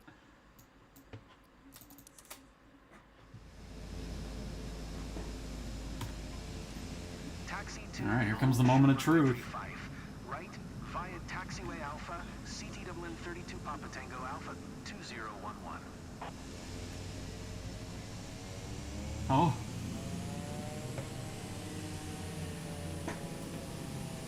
Dear passengers, our captain We didn't has turned insta-crash. the Look at that. sign. Please stow your hand luggage underneath the seat, in front of you, or in an overhead compartment.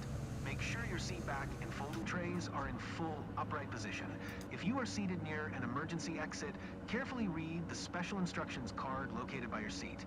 A reminder that this is non-smoking flight, including the lavatories. If you have any questions, feel free to ask one of our attendants. Thank you. Sorry, I was just doing a little bit of audio tuning there. We should be good now. To the monitors as we review emergency procedures. I think we might be past the Here are the safety procedures. nonsense of the ES-30, everybody. Identified emergency exits on this aircraft. Take a minute to locate the exit closest to you, including behind you. Count the number Where are of we rows taxing? to Oh, this we're supposed to go the other. exit. Oh, Should the good. cabin experience a sudden I'm loss too of busy not paying pressure, attention the here. mask will drop down from above your seat. Place the mask over your mouth and nose like this. Pull the strap to tighten it.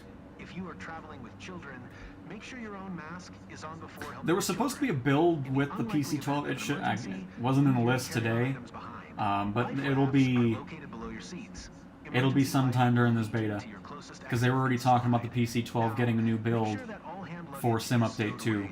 So, and regarding the 737, we'll dive into it as well. But here, I'll just, while we taxi back here.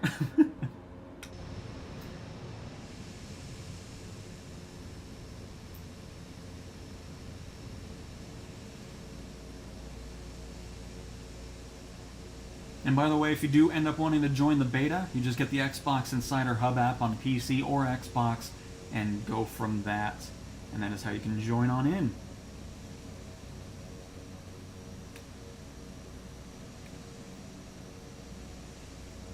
But let me see if there's anything lighting regarding the 737 that I can tell you, because I think I read something about it. Added automatic lighting adjustment on spawn to better match the ambient lighting, fixed overhead and pedestal screens that were incorrectly tied to their section light potentiometer. Adjusted automatic brightness curve for some screens that were hardly readable under some weather light conditions. Fixed XPDR not receiving inputs.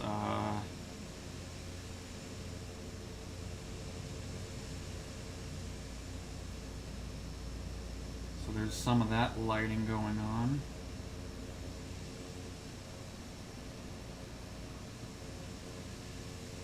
But we'll dive into it visually as well. Oh shoot, I'm doing a little off-roading here.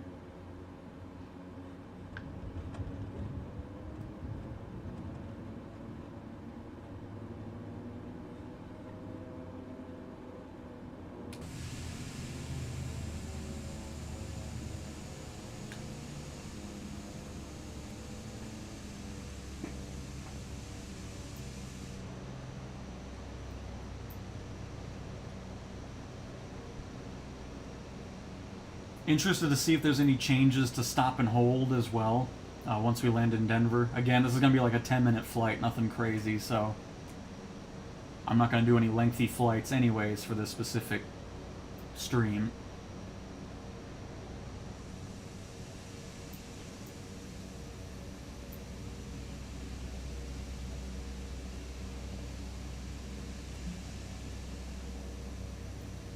That's good.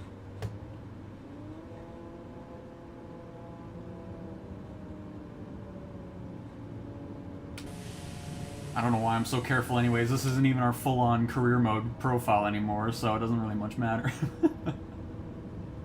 I'm sitting here trying to be all careful and everything.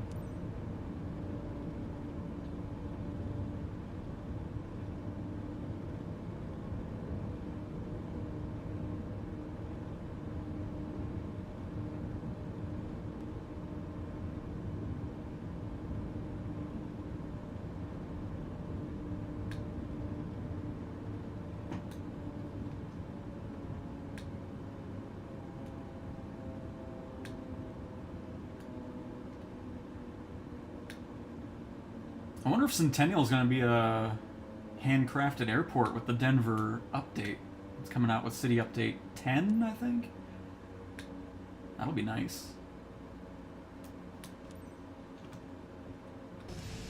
Centennial Tower, CTWN 32 Papa Tango Alpha 2011 at runway 35. Right ready for departure, IFR to Denver. CTWN 32 Papa Tango Alpha 2011. Altimeter tree 028. And a couple notches of flaps in there. Cleared for takeoff runway tree 5 right. CTWN 32 Papa Tango Alpha 2011.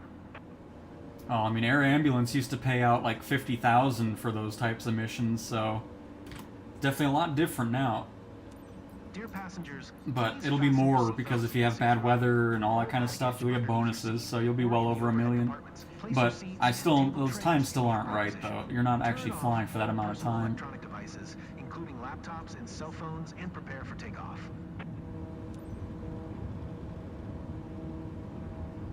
If you're in the beta, this is just like a separate profile pretty much for career mode. But everything that you had in the regular one, it'll come back once we're back on the public. Oh, interesting. That's a new thing now, is engine overtorque. We were reading about that. I'm sure I'll be getting that quite a bit. Good morning, dear passengers. This is your captain's but yeah, so it's Today, I'm assisted by its own co-pilot instance. Governor Mays. Welcome aboard Flight PDA 2011, inbound to Denver. We are currently cruising at an altitude of 80 feet and at an airspeed of 100 knots. It's 11:45 a.m. and we should expect a smooth flight all the way. On behalf of all Right now we're just testing out the ES30 that did receive some fixes, and so far the fixes seem to have actually fixed the aircraft. It no longer goes into full reverse thrust and slams into the ground right after you touch the throttle. It's lovely.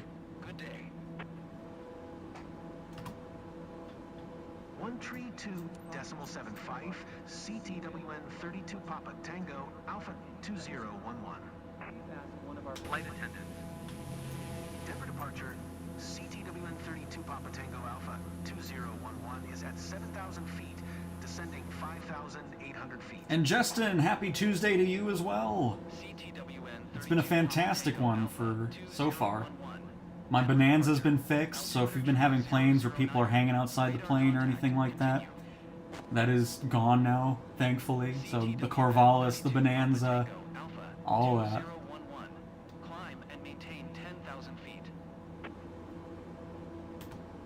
It's gonna be crazy. I have to figure out one other thing that I always need to test out in the beginning of every update now. Because the Bonanza was always the first thing. Oh, wow, we're serving meals on this flight? God dang.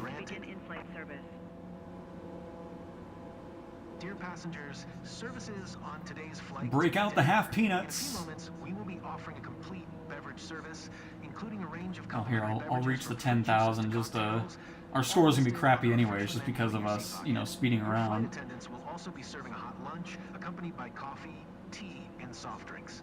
Have a pleasant It looks like the flight. battery's not draining as fast either, like it was before.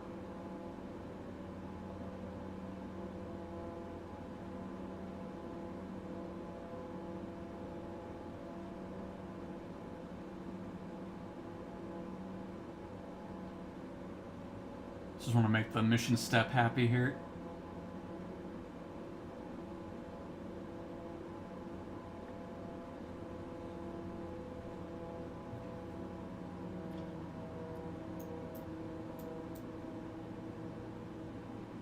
Oh, we're gonna go for that cross runway too, alright. Easy enough.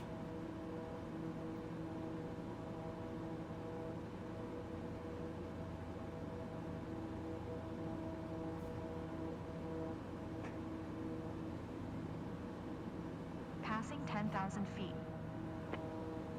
Oh, don't mind me freaking out on the stick here.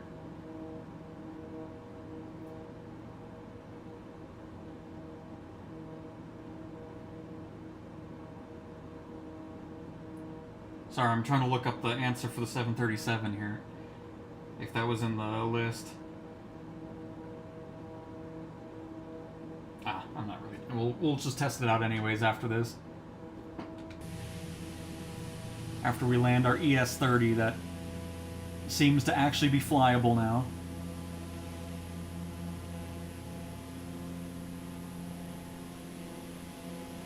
My load distance is very low. It doesn't matter. I'm not worried about that right now. Passing 10,000 feet.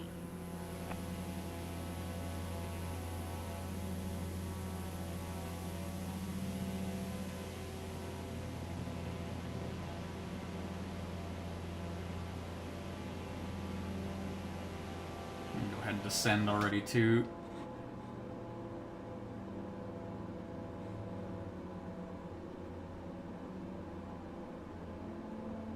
Oh, that's right. Yeah, the Cap 4 was also one of those planes that had that going on. So that should be gone as well.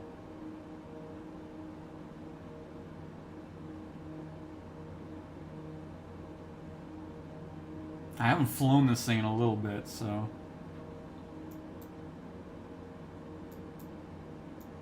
hopefully we get a decent landing going. Our first one in Sim Update 2. Not sure what's going on with the windshield wiper, though. Got some weird little graphical things going on.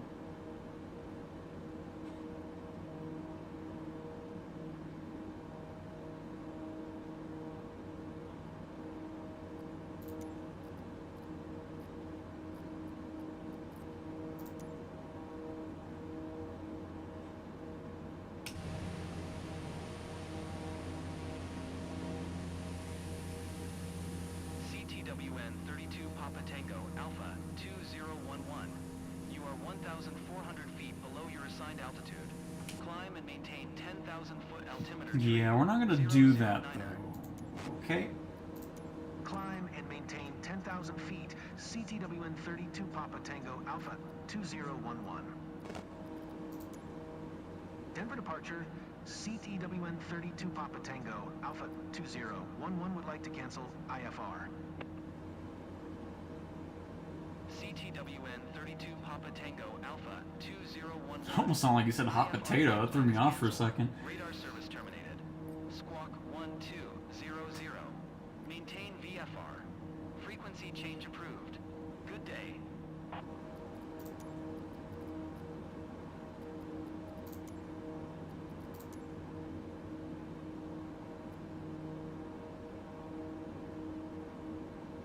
Oh, I see that weird... Oh, you know what? Do we have like a... Hang on. I'm seeing it across the whole windshield, actually. No, that's all on. That's weird. Just something specific with this plane model, then. Because you can see, like, these weird... things. Like, I don't even know how to describe it.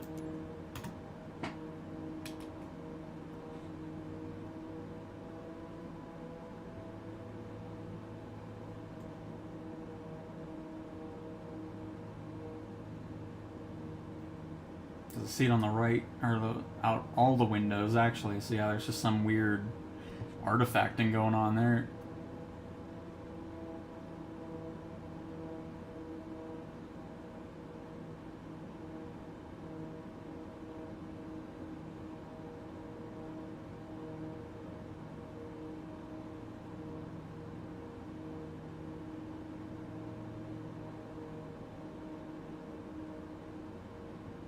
Hopefully that's just a thing on this plane and not every plane now, because that would get kind of annoying, actually.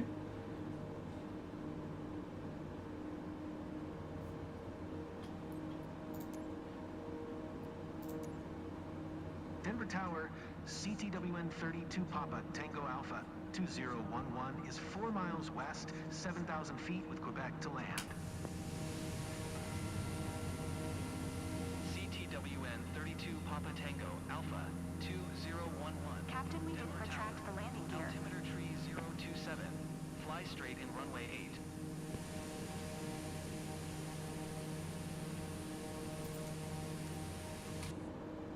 Make straight in runway 8.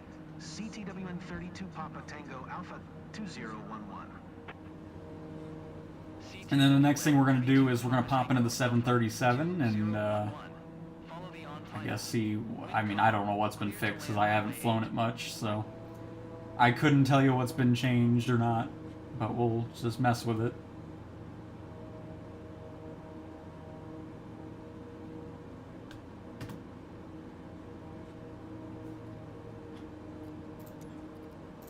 The enter key still doesn't Cleared to land runway 8. work at times with CTWN 32 ATC. Papa Tango Alpha 2011.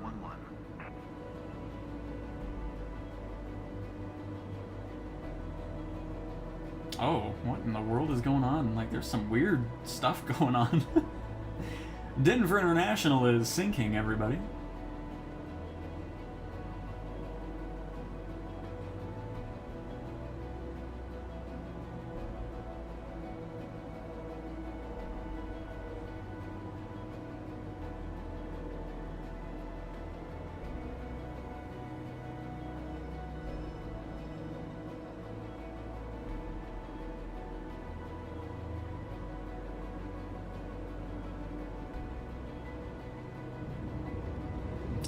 They still need to work on the, like, it's just, the way this plane reacts with the ground is just really odd. Like, no matter how soft of a landing you do, it always just, like, slams it into the ground no matter, like, it's just, it's very weird. Hopefully we'll see some changes with that. Oh, of course, hold short's like 10 miles away. But yeah, that's... I'm really hoping it's just this plane. 'Cause that's kind of annoying right there. There's a lot of weirdness going on in general, actually.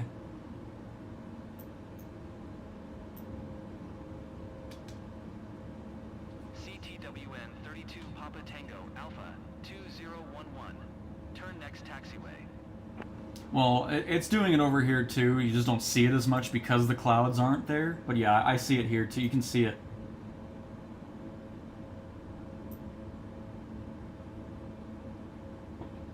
Because if I zoom, it seems like it doesn't disappear when you zoom. No, it is kind of. I mean, it is focused around there, but I've seen it other places too. You can see it right above the hold short. And then not as much here. I see it in the cockpit on the edge there, and so we'll see if it's just this plane specifically or if it's on every one of them. CTWN 32 Papa Tango Alpha 2011. Contact ground on 1 tree 1.975. Going to 1 tree 1.975. CTWN 32 Papa Tango Alpha 2011. And we'll just skip the shutdown here. We're not going to taxi all the way.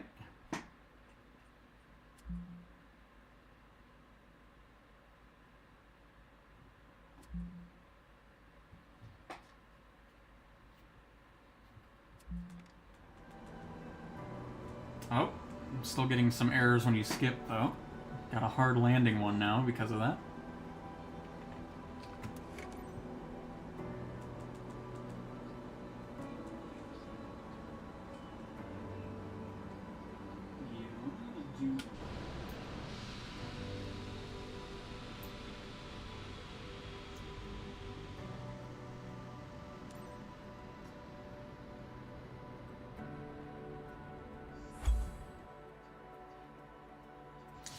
I've been in the beta since this first sim update beta came out. Plus, I don't have third-party stuff installed, so it didn't really affect me with the community folder, so... But if you don't want to deal with that type of stuff, then you don't join the beta.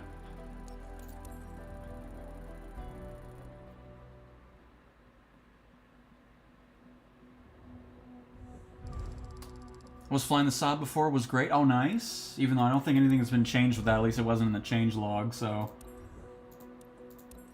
But hey, you can fly the ES-30. Wait, what is this now? Is it because of that hard landing that happened because of the skip? Yep, sure is. Well, at least now it kind of showcases what we can do here.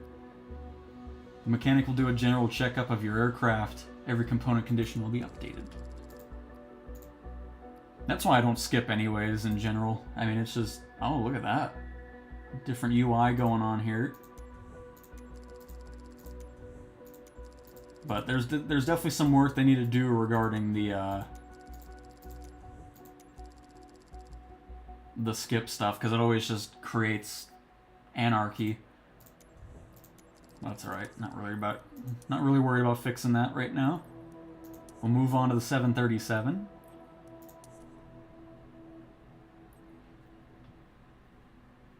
Yeah, it did. Didn't really mention anything regarding like engine malfunctions or anything, but we'll test that out too regarding the CL415. Anyways, I think all of our planes are over here. So, let's see. Ah, yes, there are filters now for the missions. Nice. Very nice. Love that.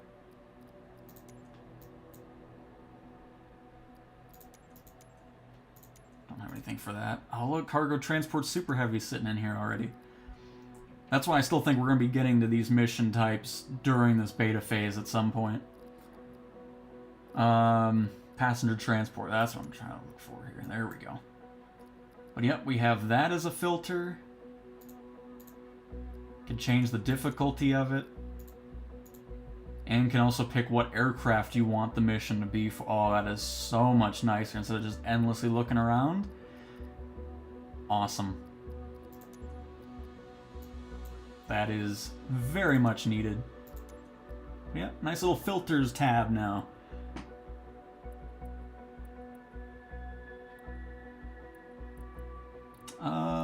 Oh, we got one here. Perfect.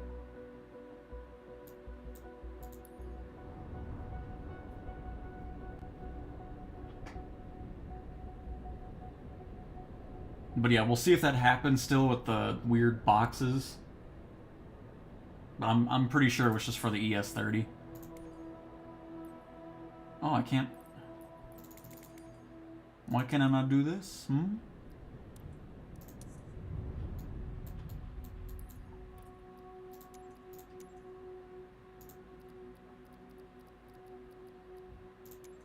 Is it because, well, here, I saw it was, like, damaged, so I'll have to kind of mess with that.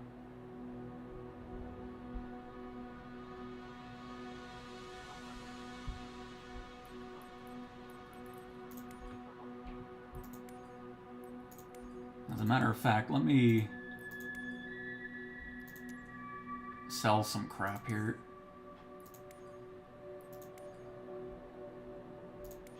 That's what I'm trying to do. Jeez. Get rid of the ES-30, just for now. Give us a little bit of money to maintain the 737 here.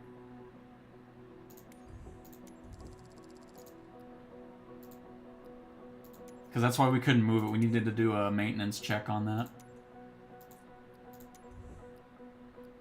Ooh. I'll just stick with it. We're just trying to see what's going on with the plane itself. I'm not too worried about it.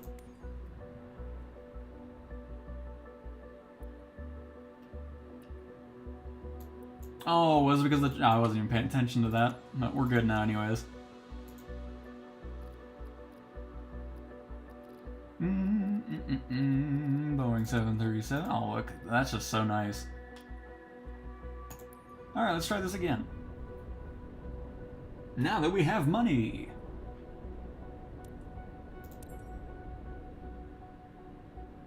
We're not doing the full flight. Just kind of seeing what's going on.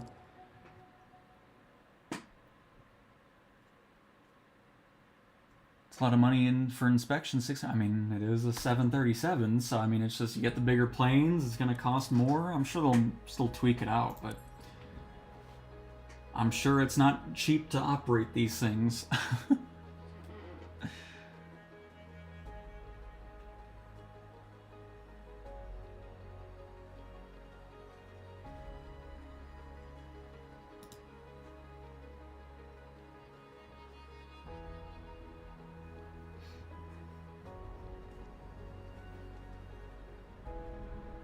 Hi, 737.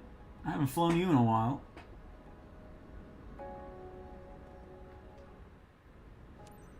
And thankfully we're not at a gate, so we're not going to have to sit here forever on the load process. Would all passengers traveling to Portland on flight PDA 4310 please have your boarding passes and passports ready? Flight PDA 4310 now open for boarding at gate 32. Thank you.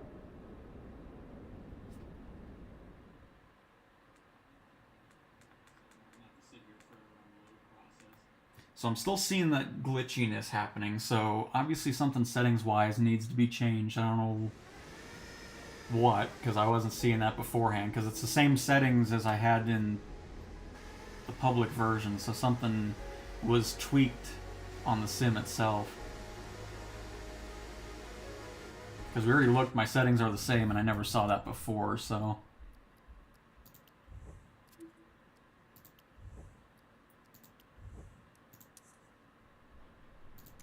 Still there.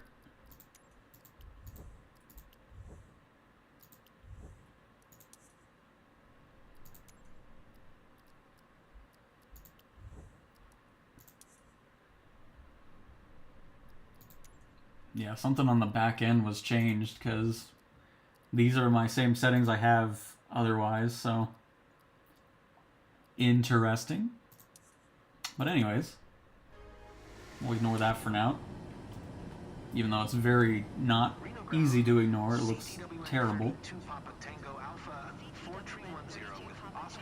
Taxi 2 and hold short of runway 17 right via taxiway Bravo Charlie Bravo. Contact tower on 118.7 when ready. Can't test in your own career because there's going to be things that aren't available in the base version of it. Because what probably would end up happening is if you could use your own build and then you'd revert back to something else, it would probably end up breaking the career mode, and then everybody would be mad, like, why did you do this? Now my career's reset, you know, all that kind of stuff. So there's definitely a specific reason that they would do that. Ladies and gents, our captain has turned.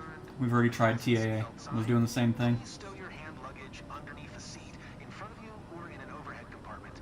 Make sure your seat back and folding trays are in full upright position.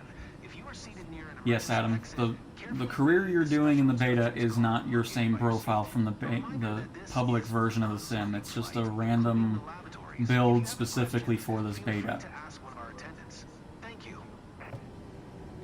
I guess people were always skipping taxiing, and apparently something was always going wrong with that.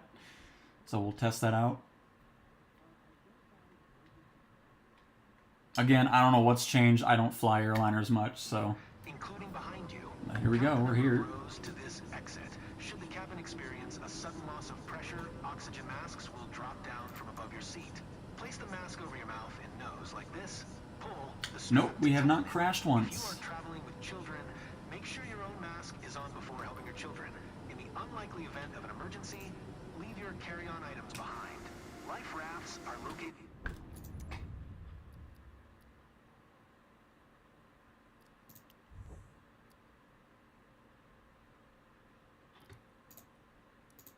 But here, I'll do it again. below your seats. Emergency lighting will lead you to your closest exit and slide. Now, make sure that all hand luggage is still... Because, yeah, it's definitely something that's in the beta build currently, because, again, never saw that before with the settings that were still the same, so it's just something that needs to get worked on for sure. For sure. While we wait for takeoff, please take a moment to review the safety data card in your seat pocket. Reno Tower, CTWN 32 Papa. Absolutely, Adam. And yeah, the filters are very nice, so you can filter by the plane you're wanting to use, so you don't have to go scrubbing through all the different missions just to see what plane it's for. That's great.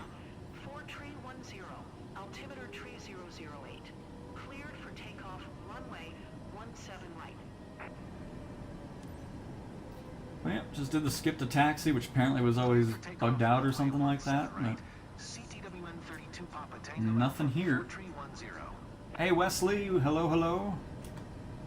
Ladies and gents, please fasten your seatbelts and secure all baggage underneath your seat or in the overhead compartments. Place your seats and table trays in the upright position. Turn off all personal electronic devices, including laptops and cell phones, and prepare for takeoff. Yeah, if anything, they should have probably just waited on the release of the Xbox version of it. They should have probably just went PC first and then kind of got things situated there and then worked their way to the console. Because it seems like the console side of things has lots and lots of issues.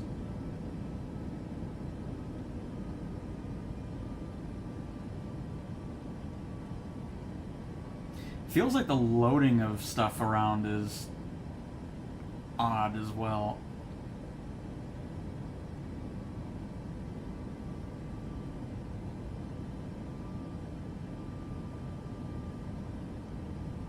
But yeah, you can see all of this going on now.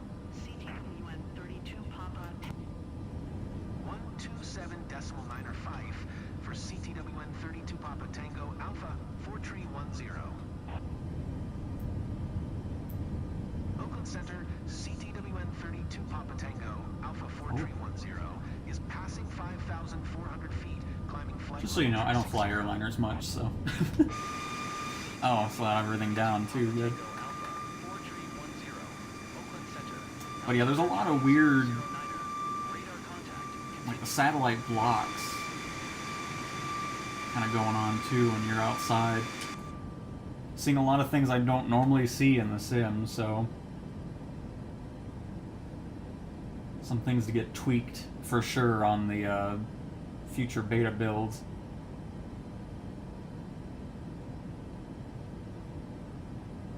But anyways, there you go. There's a 737. I can do one at night though too, since apparently that was something that was a bit... Is that the lighting stuff I was hearing about? Oops.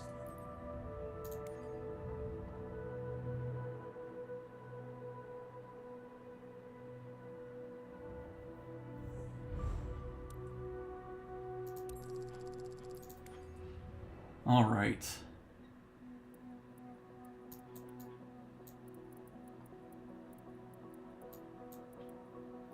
Let's use our handy dandy filters.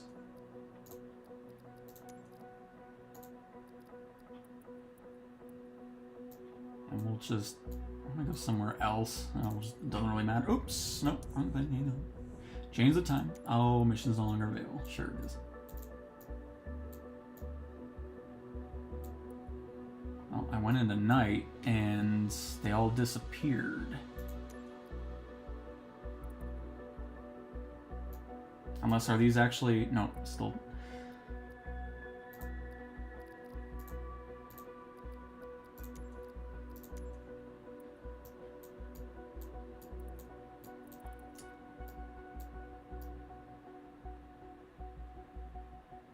Yeah, oddly enough, I can't do any of these missions when it's nighttime. The red dot disappears. It's only in the daytime when it shows up for that, but I guess we can still replicate the same thing in free flight. It doesn't really matter.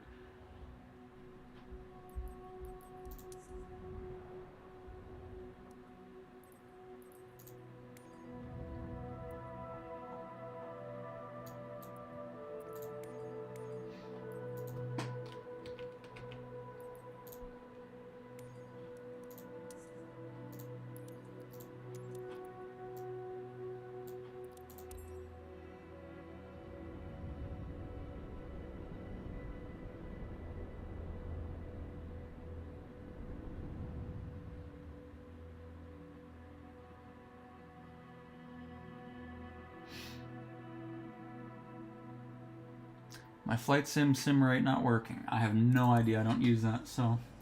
Denver Center, CTWN 32 Papa Tango Alpha Tree 11 tree is type 6 miles east of Charlie Delta 17, flight level tree 50. Request One thing I'm noticing now is the gear is weird. It's a horror house in here, apparently. Why is this flickering? Squawk 7646. Was it just loading in? CTWN 32 Papa Tango Alpha Tree 11 Okay, tree. I think we're good. I think it was just loading in. It's like, what's happening?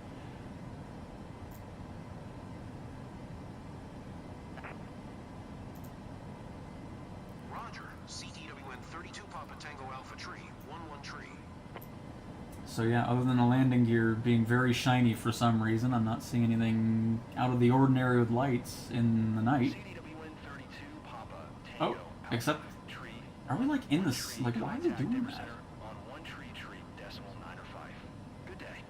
Is that what we're talking about? That weird flashing going on? Because then, yeah, that's kind of Tree annoying. decimal 9 or 5. CTWN 32 Papa I'm not Tango sure Alpha what's Tree, going on with 11 that. tree.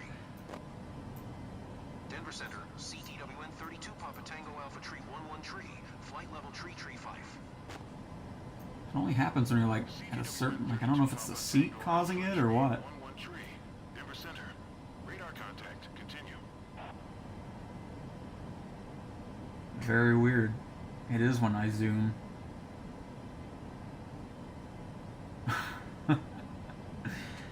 Hey, co-pilot, it's a haunted house. Oh no, it doesn't. Oh, never mind. Yeah, that's weird. So I'm assuming that's what you guys are talking about. Well, there you go. That answers your question about night lighting. Definitely a bit wonky.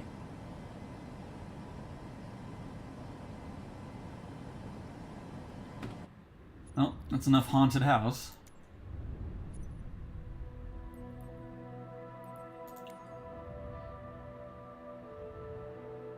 Next up, I want to test out search and rescue. There's been a lot of changes to that mission set. We should already have a helicopter for it.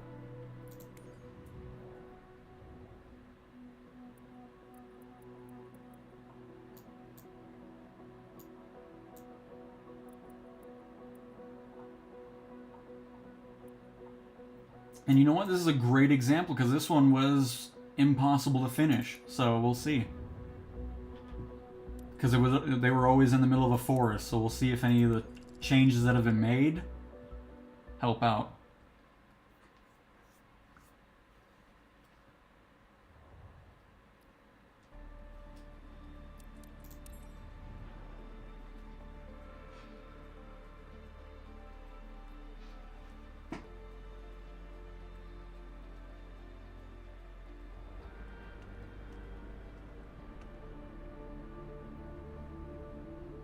Ah, now we're back into my domain here. airliners don't interest me too much.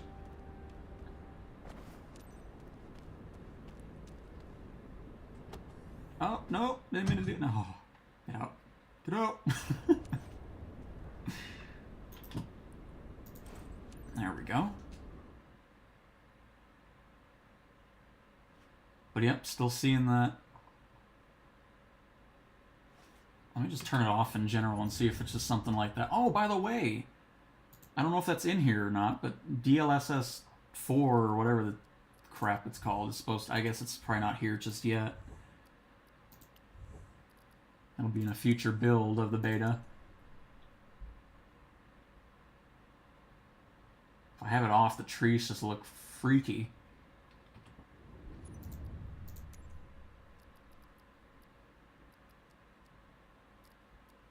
Frame generate. Oh, is that what this is?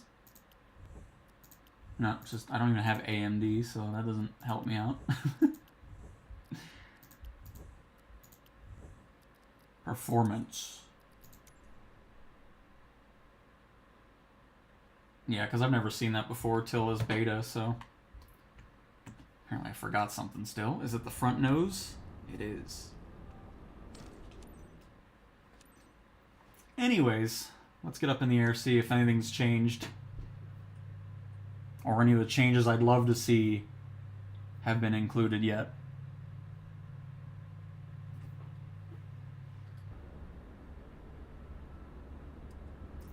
Because whatever it is, like, it's just... It looks so weird.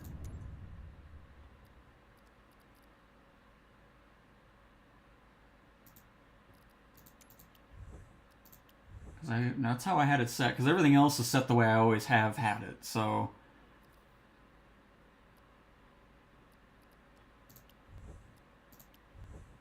And the texture resolution up. No, I still see it in there. It's just something they changed, needs to be changed back. I mean, almost 700 hours in this sim, I've never seen this before, so... It's alright, we'll just live with it. Resource usage exceeds GPU memory capacity. Oh yeah, we'll turn that back down, because I don't need that anyways. But look at the... Yeah, see, look. It's even here, so it's just something wonky. But I'll turn that back down, because I don't need it on, because it didn't change anything anyways, so...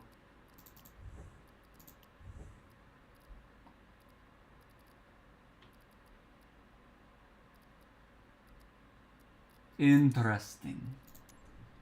Search and Rescue Scout 1-8, roger that.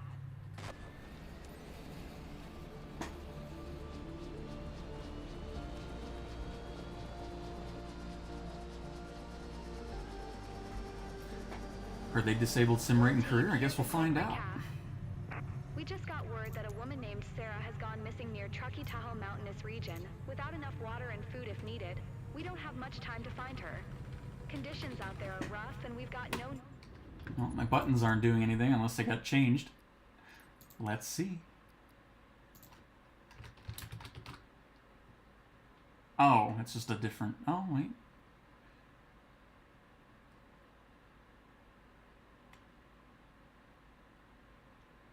No, those are the buttons I have set. Let me do the Alt-R here. News so far. Let's get on site ASAP and start searching. We'll do our best to get you more intel or help you finding the site while you're out there. I'll radio you regularly to check you're okay. Let's stay in touch. Let's go. Yeah, it doesn't seem to be doing anything. There's gonna be a lot of upset people, I'm sure about that. Oh, man. CTWN 32 Sierra Romeo Echo 5, Tree 11, request taxi for south departure. CTWN 32 Sierra Romeo Echo 5 Tree 11. Taxi to helipad number 1. Contact tower on 120.575 when ready. Triggers still interact with the EFB and the helicopters, which is always a bit annoying.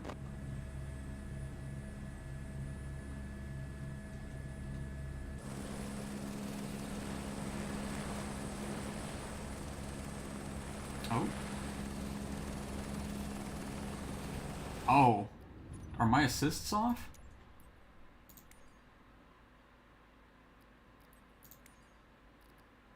Oh, no, they're not. Okay. That was weird.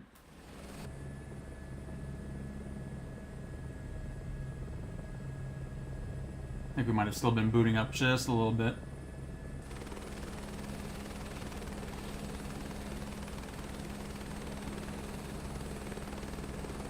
Feels a bit different. Because there were some tweaks to the 125 as well. CTWN 32, Sierra Romeo Echo 5311. You were not cleared to take off. Well, I didn't know where the helipad was, so whatever. Every second counts. The sooner you get on site, the better. It's easy to have a panic attack when you get lost, and then anything can happen.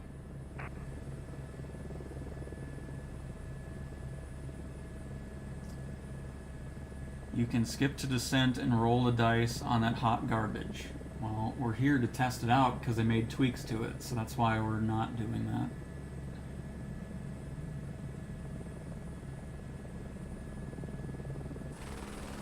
But yeah, I mean, it could be just something that's disabled in the beta currently. Who knows? I'm sure it won't be gone forever. It'll come back.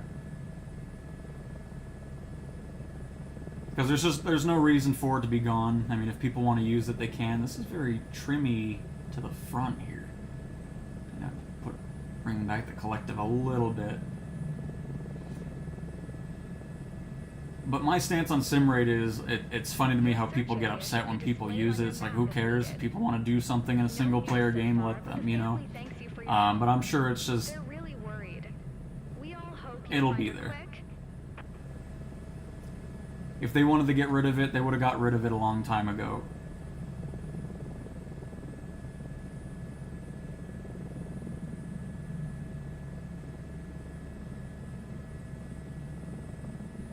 But again, it doesn't make any sense to get rid of it. It's not like it's a competitive edge or somebody's gaining an advantage. It's single player. If they want to use it, they can. If not, you don't have to. You know, it's just, that's how it should be and how it will continue to be, I'm sure. But I'm sure they're racing to the forums already to freak out about it. Oh, man.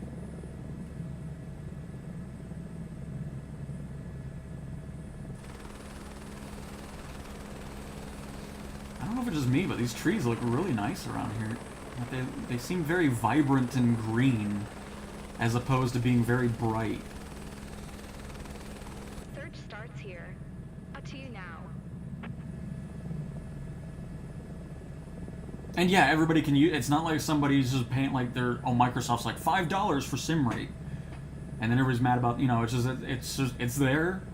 It's like, if you want to use it, great. If you don't want to use it, that's great too. You know, it's crazy to me how people freak out about that. Like, oh my goodness. How dare somebody play the way they want to play? Oh, man. It's unbelievable. But yeah, I'm sure it'll be back. It's probably a reason that it's not there for the specific build or anything like that. So don't you worry. We lost track. She took with her an orange hiker's backpack. May be easy to spot from where you are. So the first thing we're going to test is, I want to see if they've increased the whole abandon your aircraft thing. But you can see that weird graphical stuff is going on too in the water. So there's just something that they tweaked that just needs to be untweaked. Alright, I'll try to keep this smooth here, because the helicopter's flying a little bit differently than I remember, so just trying to get used to it.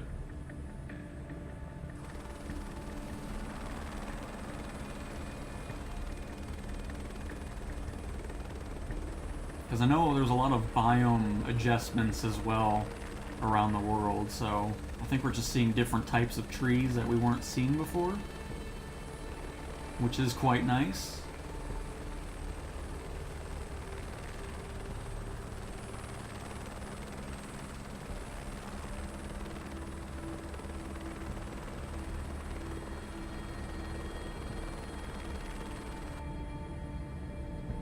I'm telling you, career mode, since this is probably going to be showcasing other mission types that aren't available in the live build, it probably makes it easier to not have this version that's going on, and then all of a sudden trying to bring it back to the other version with beta changes and so forth.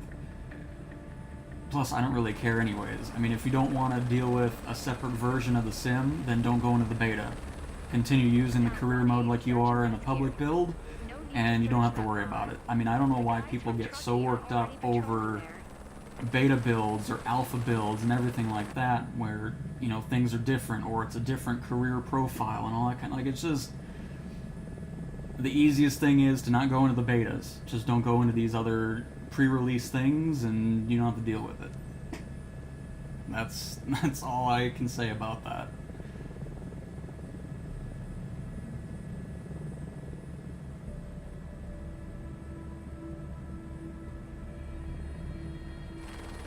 And I agree, Airborne. I mean, it's been nice these last couple months.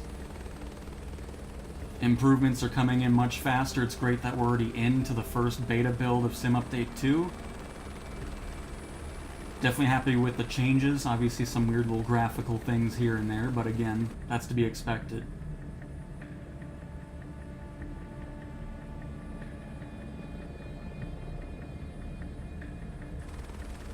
Just like people who bought Wreckfest 2, the developers were pretty clear. It's like, hey, this is a very early build of the game, it's not going to be a lot of content, and guess what? People still complain. Oh, there's not a lot of content here. It's like, gee, it's like they said that before, right? Like, they've been saying that for months.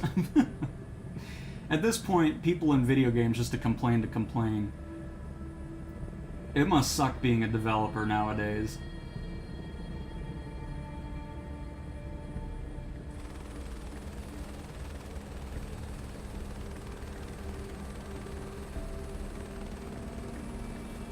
But the last thing, if you're not wanting to deal with a separate career profile or anything like that, then just stay on the public build of the sim, and you don't have to worry about it. You'll just wait till it fully releases, and you'll be able to continue your career just like normal.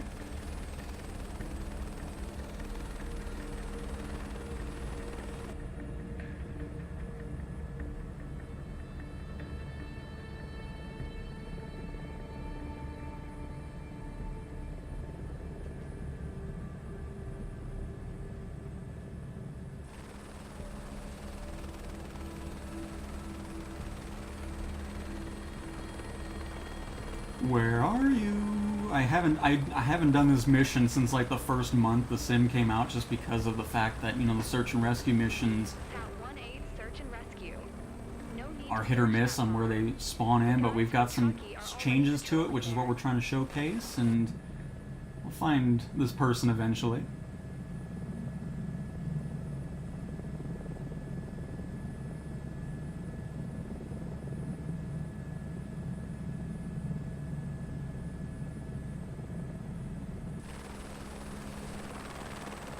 Oh, there they are. Some other changes to this too. Over a course of time, I'm not sure how long, the search zone will actually shrink if it's taking a while for you to find the person and all that kind of stuff. Or if you're hovering in the general area, it'll automatically kind of trigger it saying like, oh, I found the person and so forth. So they made some changes with that as well.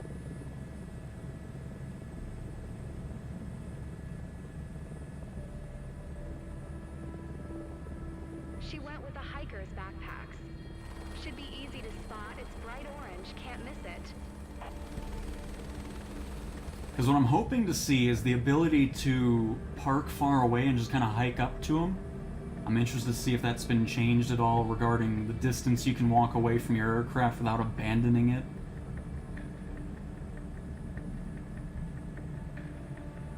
Because that would solve about 98% of the issues that Search and Rescue has, both fixed wing and with the helicopter.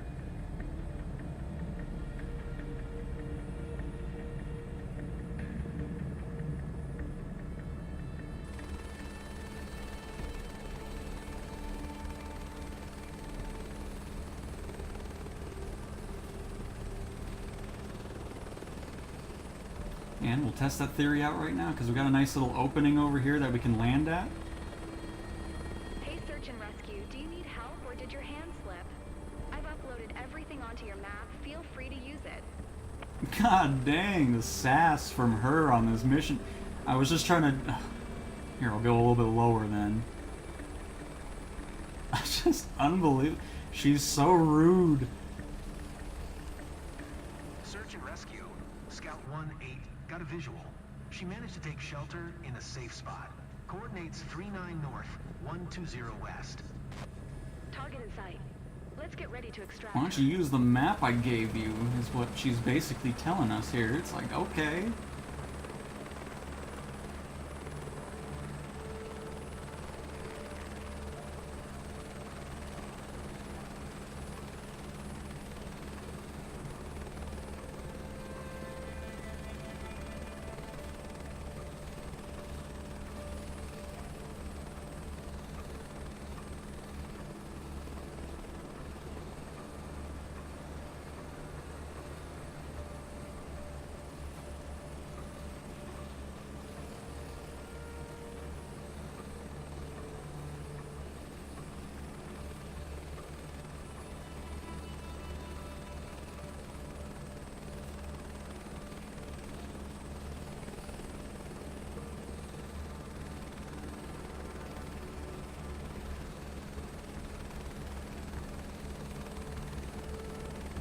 Whew. Move up a little bit.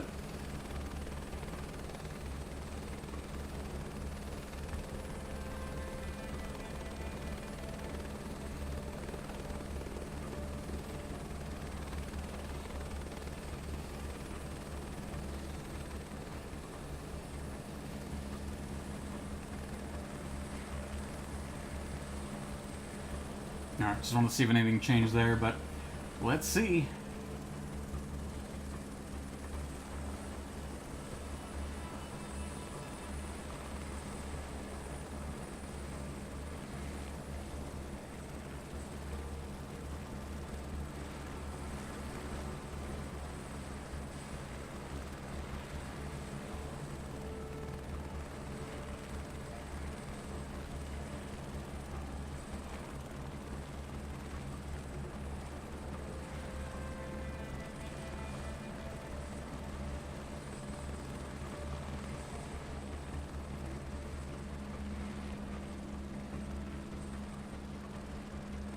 Still seems like I'm...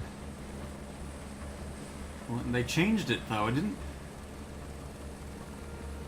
Did they get rid of it, or would it still fail? I mean, we may as well test it out.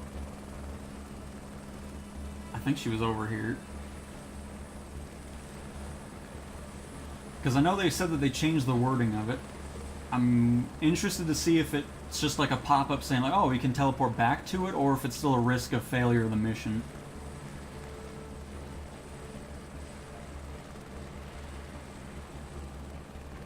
But that's what we're here to do, is test it out.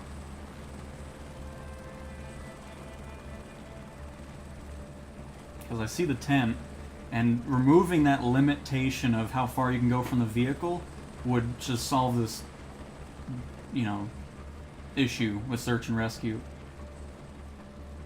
Because if a player wants to walk a mile over to get to this person, then they can.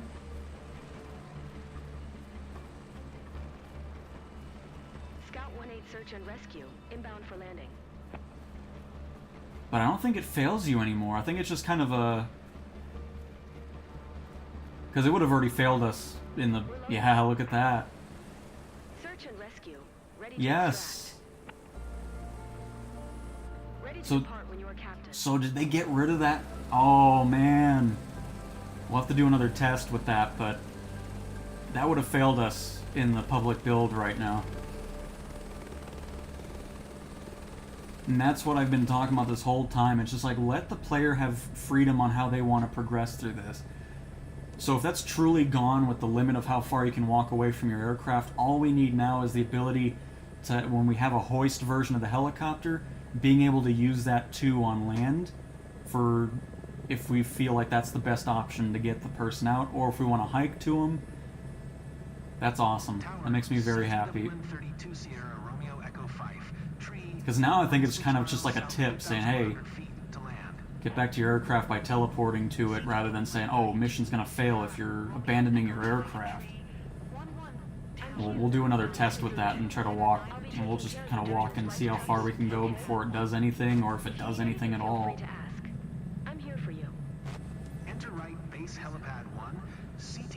Gate 32, Sierra Romeo Echo 5 Tree 11. Because that makes the whole mission set so much better. Same with fixed wing. You know, oh crap. You know what? We'll just do a fixed wing search and rescue and take the same theory into account. Because if we can now safely land somewhere like on a dirt road, make a makeshift runway, and walk to them without having a risk of failure because we abandoned the aircraft, I mean, I'm going to be playing these missions all the time now. That's awesome.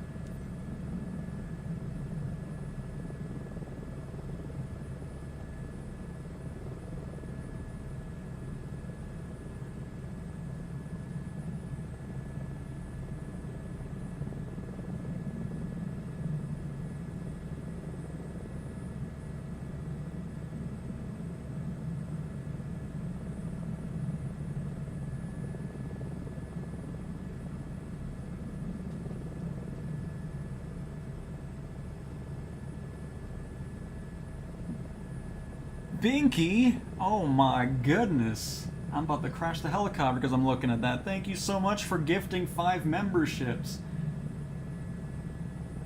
That is very kind of you. I'm glad you enjoyed the content enough to even do that. Very much appreciate it. Out of nowhere. Are we actually doing approaches to helipads now too instead of doing all the runway crap and taxiing? Oh, this is nice. Sorry, I'm trying to get rid of the boxes here. Don't mind us wobbling all over the place. But Binky, again, thank you so much for that. That is awesome.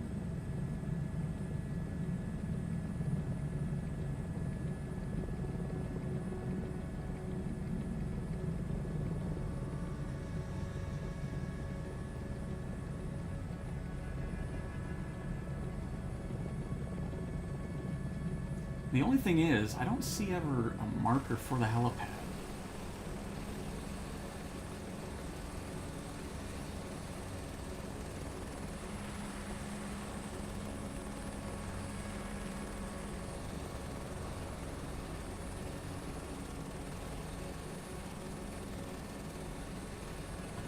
Is there anything marked on the EFB at all?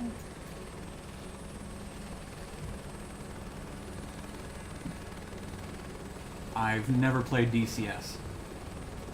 Nope.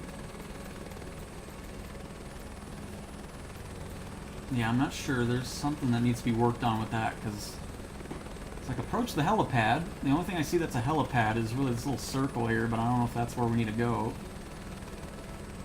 We'll see.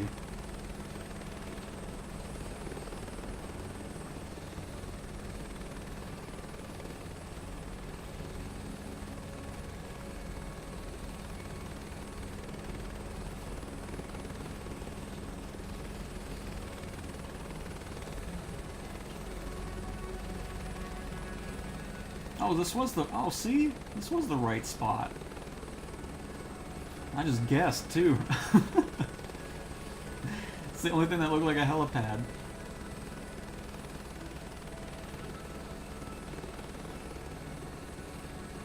Congrats, Search and Rescue. Amazing job out there. You really made a difference for that Nice. woman and her family. I'm so happy. Like, I hope that happiness continues while we go into the fixed wing version of Search and Rescue.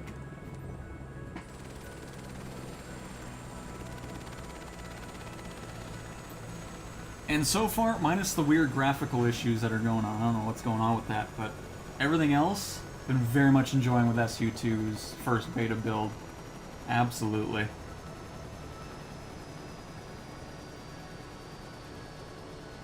And CR505, glad it's the first time you're here. Glad you enjoy the content as well. But yeah, people have recommended DCS for a while, I just never got around to it.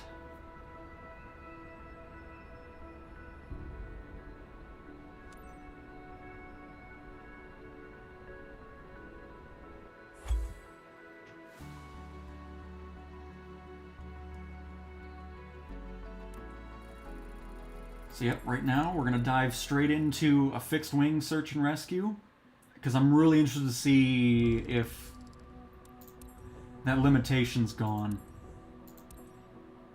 reputation system still needs work. I saw we went down because of one radio communication. Even though she should have answered it right anyways, but that's all good. Alright, search and rescue. Let's go with the Savage Norden. Oh, it's not here. Interesting. Alright, go with the CubCrafters.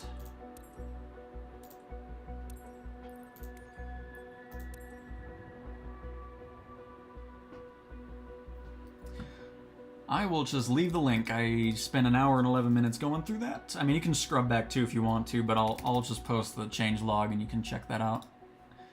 There's a lot. This is the biggest update Flight Sim's ever received, alongside of it being much larger than Sim Update 1. Oops, that's not what I meant to do. Hang on. Trying to get the link in chat. I like the new fancy office too. It's quite nice to have. But there we go. That's the change log right there. Of course, we have filters now on the map. We also get to see where missions are for the plane you're buying, as opposed to it just being a blank map, which is awesome. So you're not wasting money by putting it somewhere and then it's like, oh, I have to transfer it anyways. So we got that going on. A lot of great quality of life changes. Improvements to a bunch of the mission sets. Improvements to a bunch of planes. The ES-30 is flyable now. It isn't doing its weird nonsense anymore. So there's just a lot going on in Sim Update 2, especially directed at the planes, which is great to see that.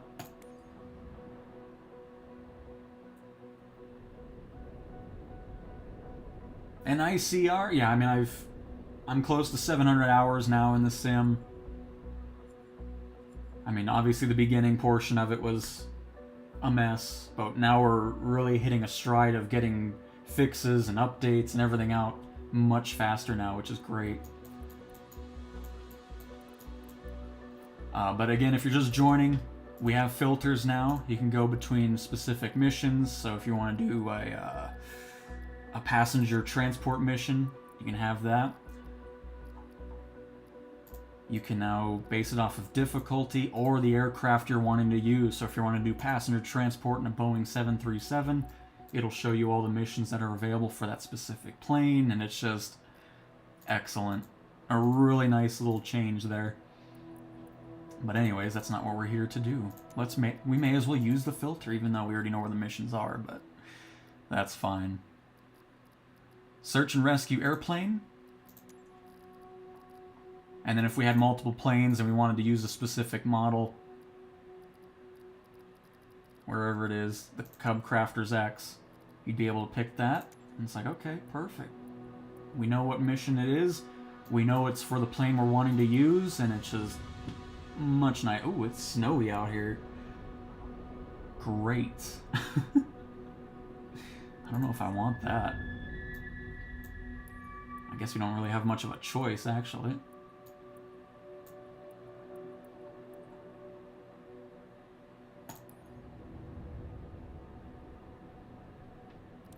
Oh, good. I think this mission doesn't have snow everywhere. I'd rather do that.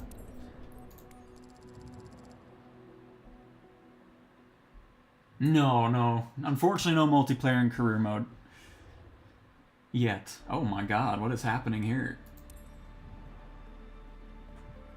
Yeah, something visually just went crazy in Sim Update 2. In this beta build here. Oh my god, it's still here. What is happening? No, I'm not playing this. Is that just because of the cutscene? No, it's here. Oh my. Alright, hang on. Let's pick something else then. I don't know what's going on there.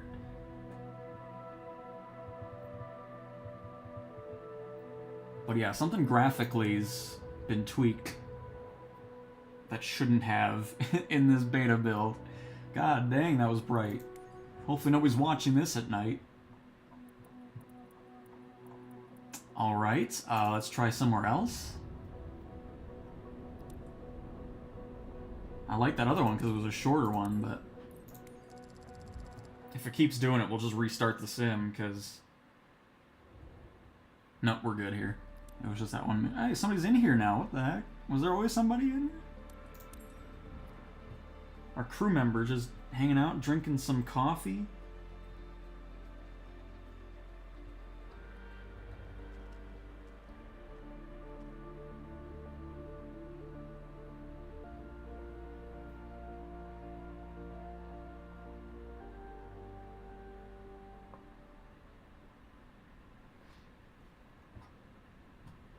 Alright, at least we got normal colors over here. I don't know what was going on over there, but...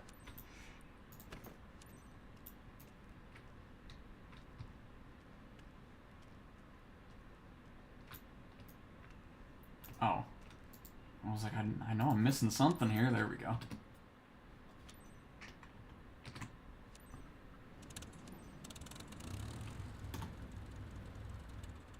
Minerva 2 Search and Rescue, requesting clearance for takeoff. Search and rescue Minerva 2, roger that.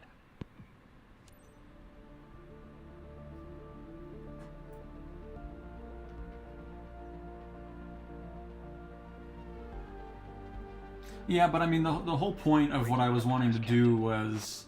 Jordan, a man has gone... Because the whole thing that was causing a lot of issues for this mission set was the fact that you could only go 0.4 of a nautical mile away from your plane before it would fail the mission. So I think that's gone now. We're going to test it again here. But I want to see something real quick.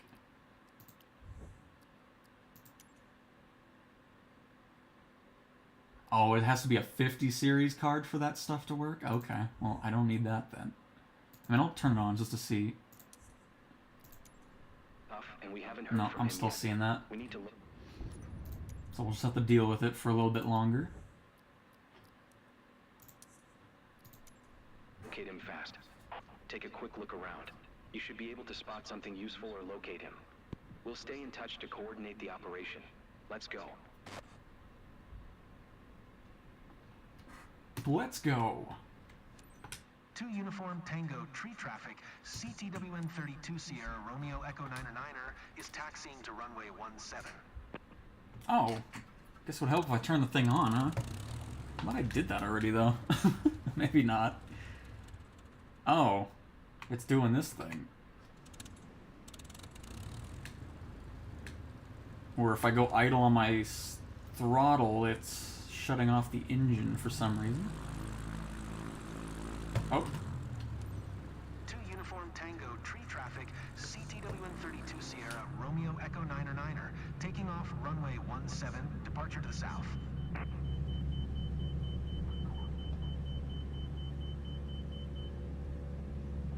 And away! Shouldn't be too long of a flight, hopefully not.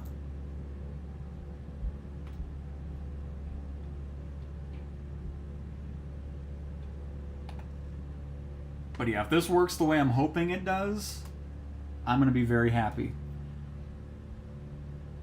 Search and rescue Minerva 2. Every second counts. The sooner you get on site, the better. You can panic when you're lost and do something irrational.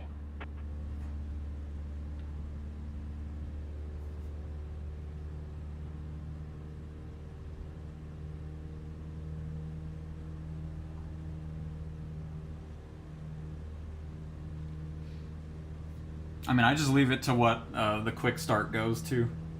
There's still some work to do on a lot of these aircraft on quick starts where they don't set it the way you want, but it's all good. All is well.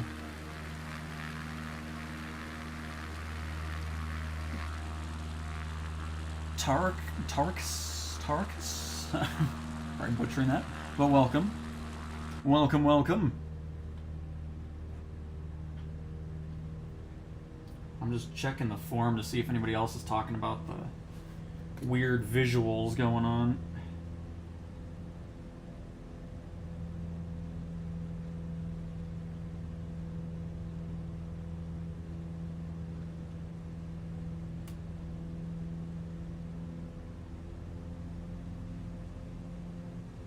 It's just so fun. The first thing I read is, You deleted everything again. My career progress is gone. It's like, oh my god, people don't read anything that gets put out.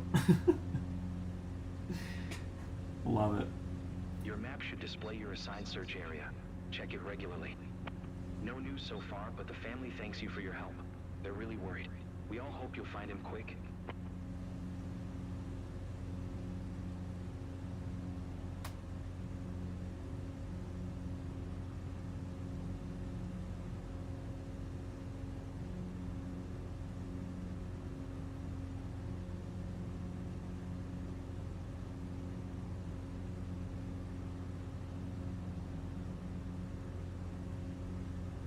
Alright, I'll have to look into that a little bit more, but at least here I don't notice it too much. I see it a little bit still happening here. Is it something to do with maybe rate? Hang on. I don't want to be in the settings too much here. I just want to see if there's some specifics as to why that's happening. No, it's not ray trace shadows. It still just does that. But yeah, I'll just ignore it for now. I just don't want to mess with the settings for half the stream. Especially since we got a bit of a hefty flight here. Well, here, you know what? I'll just skip it, because we're here just to test it out. We don't have to do the full flight. This isn't our build, so... or our career, so it doesn't really matter. Glad you're on site. I think the last track was somewhere around here. But yes, Justin, you did! Vehicle color is full orange. By the lovely Binky750B. They were kind enough to gift 5 memberships. Oh, gotcha, okay. And Ethan, yes, Beta 2 is out now. It is, it is.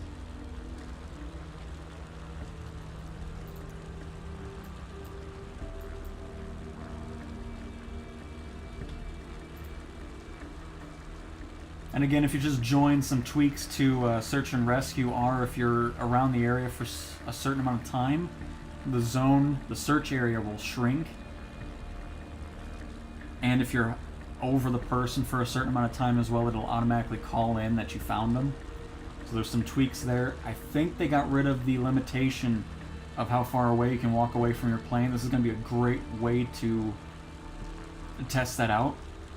Because in the public build and how search and rescue's always been, you always have to do these weird landings on the side of mountains, avoid rocks and trees and all this. I think I found them already.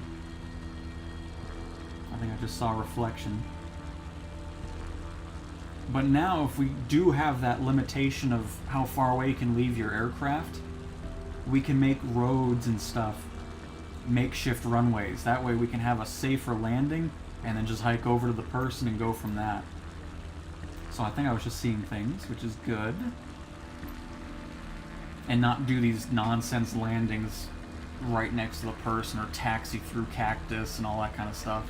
So hopefully that's what we're going to experience here. Is what we're testing out. We already tested out the ES-30, Part Aerospace plane. That's been fixed, which is really nice to see. And if you've been wanting to fly the Corvallis or the Beechcraft Bonanza and you always had those people or your pilot's head sticking through the roof, that's also been fixed, which is excellent. Finally enjoy my Bonanza, you know? Are there issues on this plane? I don't think there's issues specifically on this plane. I mean, I don't know. I haven't really had any issues with it except for the engine cutting off when I had my throttle quadrant. Oh, there they are. So they were kind of in the general area.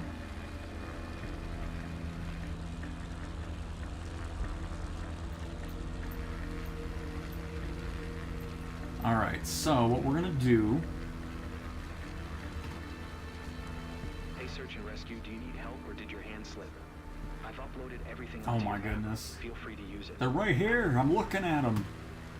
Goodness. Seriously, oh, did your hand slip?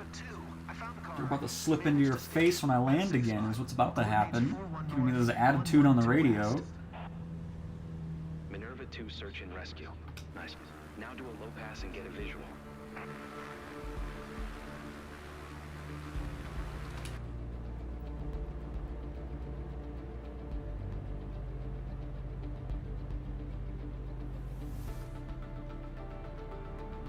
There you are. I'm not seeing a lot of... Oh, there it is. Okay. No, it's still there. Well, we're going to do a test anyways. We're not going to land right next to him, even though it looks like it's... No, I still don't like that. Whoa. That was a close one. Glad you finally found him. Try to land nearby and see if you can lend a hand. But don't do anything crazy. I don't want to have to rescue you. Come in the other direction here. I'm about to stall out.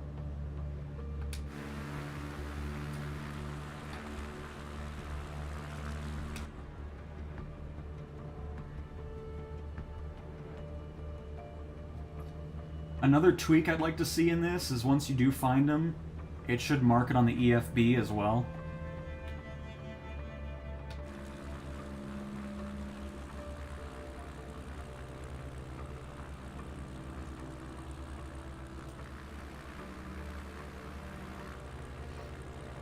And if you're also just joining, I'm not sure what's going on with the distant, like that weird blockiness going on.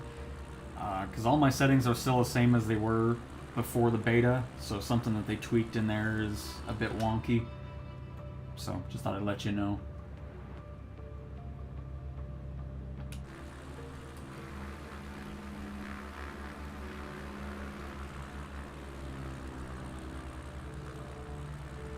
We do have this road, too.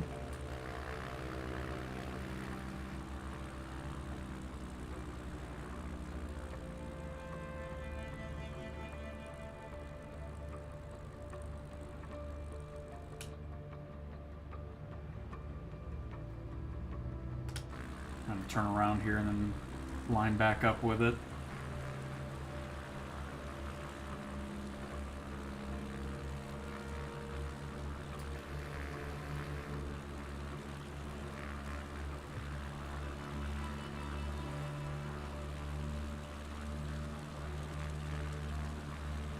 And Flocala, hope I pronounced that right as well.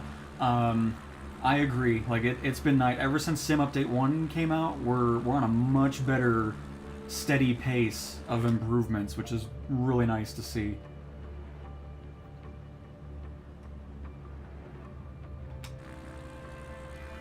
Absolutely agree.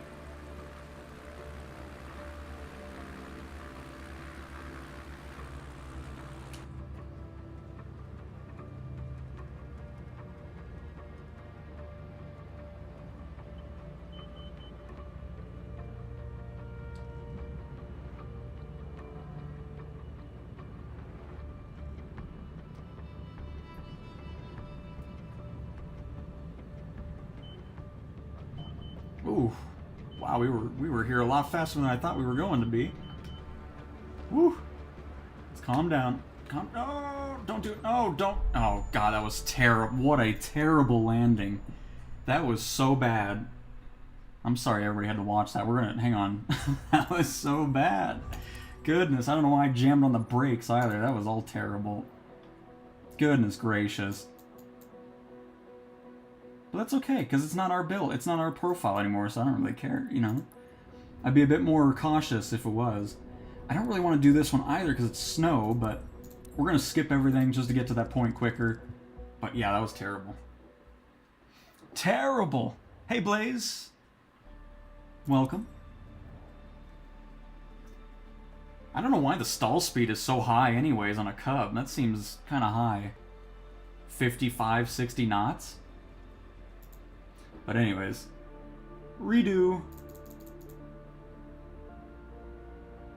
Oh, it's gonna be so bright now. That's why I was kind of avoiding this one. But the other one's bright yellow, and then that was a mess. And that's where rudder pedals would come in handy for sure.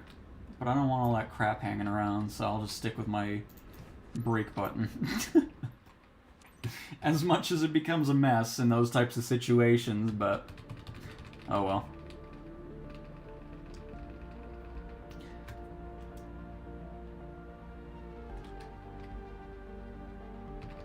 Good to see you, team. Skip. Call from Wendover. Let's skip. A man has gone missing with a 44 near Grouse Creek Dust Bowl.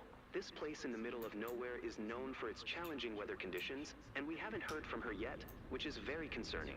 We need you to locate her fast. Take a quick look around. You should be able to spot something useful or locate her. We'll stay in touch to coordinate the operation. Let's go. Oh, that's not the thing I want.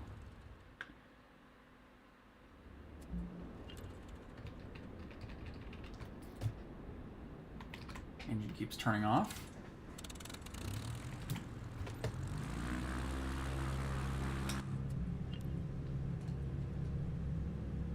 They gave that a new sound, even though I don't want to hear it, but interesting. Now, see, now it shows it at a stall speed of 40. That was weird, because it looked like it was higher before. Don't mind us, we're going to just kind of hurry up this process a little bit.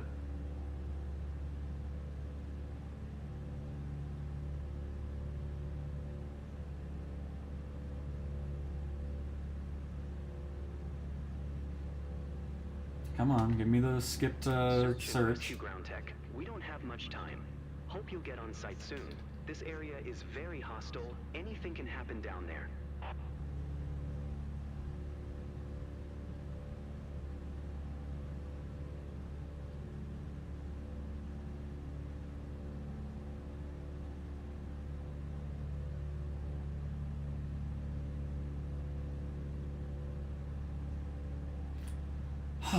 One of these days we'll get up there. 300 feet away.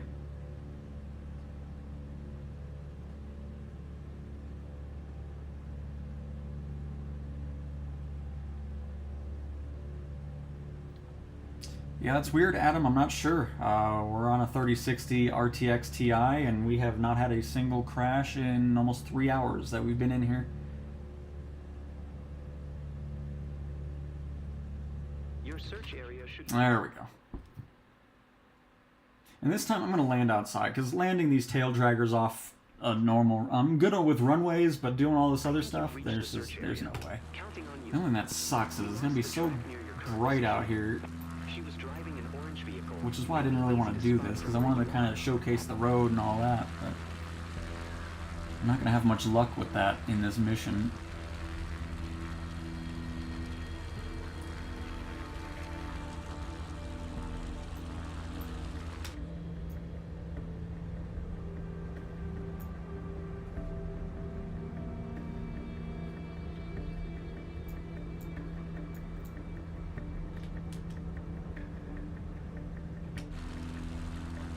There's not much of a road around here anyways. Why did I put this outside Salt Lake City? That's the question of the day. This is a mistake. I think I already see them though. Unless it's just more of a... No, I think it's none of that.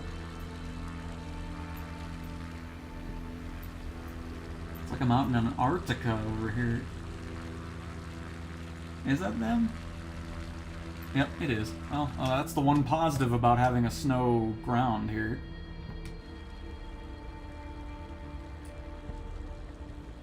You can see these people from miles away. That's where it comes in handy to be an orange backpack or orange cart.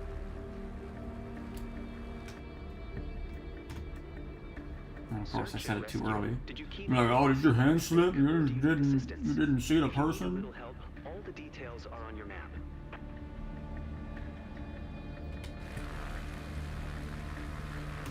I think that might be a bug though, because it always does on the first try. I found the car. She managed to settle at a safe spot. Coordinates 40 north, 113 west. Well done. Now do a low pass to confirm everything is okay. That was a close one. Glad you finally found her. Try to land nearby and see if you can lend a hand. All right, but don't so do anything crazy. I don't want to have to rescue you too. oh, I was gonna say it's really nice over here, but we've got so many rocks going on. I just want to land far away and walk over to, because that's the whole point of this test, is to get that going on. Of course, we don't have a nice road or anything.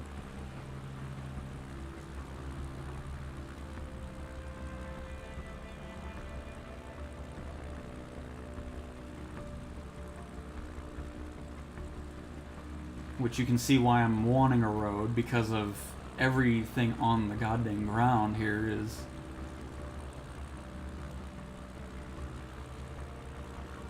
in the way.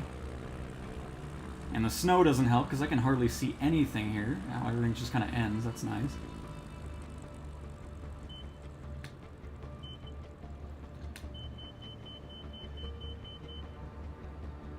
Well, at least we had a nice little soft area to land at. Perfect.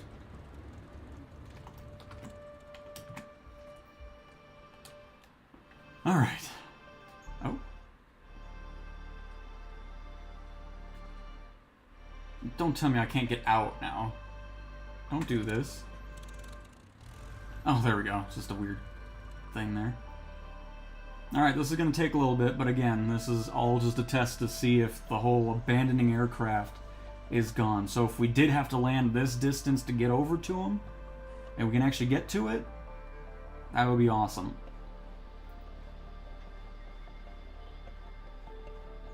Now, obviously, in this situation, we would taxi up a bit further, but that would defeat the purpose of the test, so...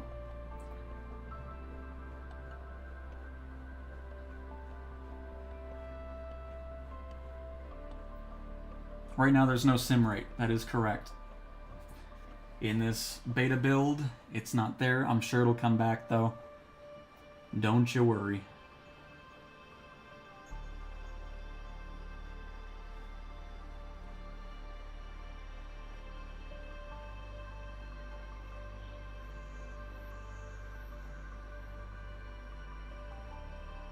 There's no sim rate. It's not here. It doesn't work in this beta build. It's all good. It'll come back.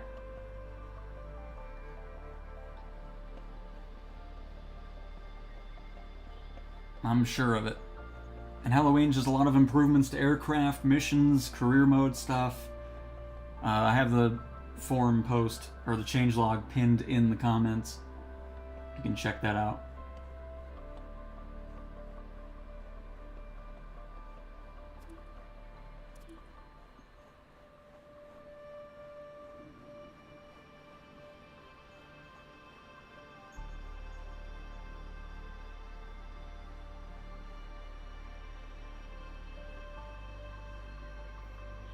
Jeremy, I honestly haven't done too much. I mean, we were in the 737, but I wasn't doing anything with autopilot. Just at the moment.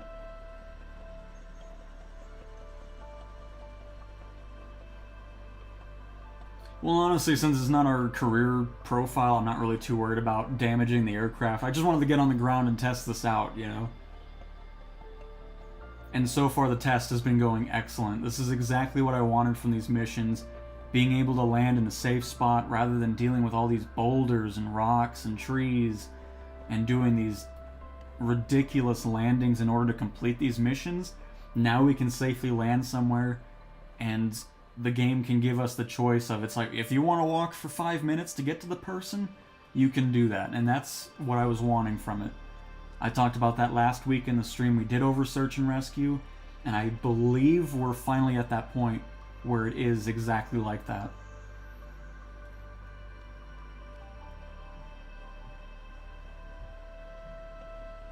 And I could not be more happy about it. It's awesome.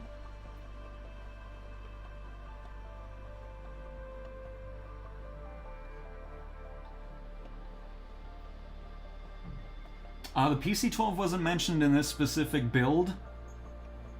We didn't read anything about it, but the CL-415 got fixes, the ES-30, and a bunch of other ones as well.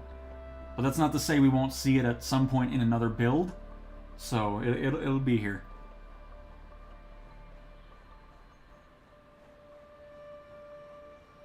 All good, Adam. Hopefully you'll get that figured out. Are you doing the lock thing for the wheels or not? I don't know what that means. What do we mean?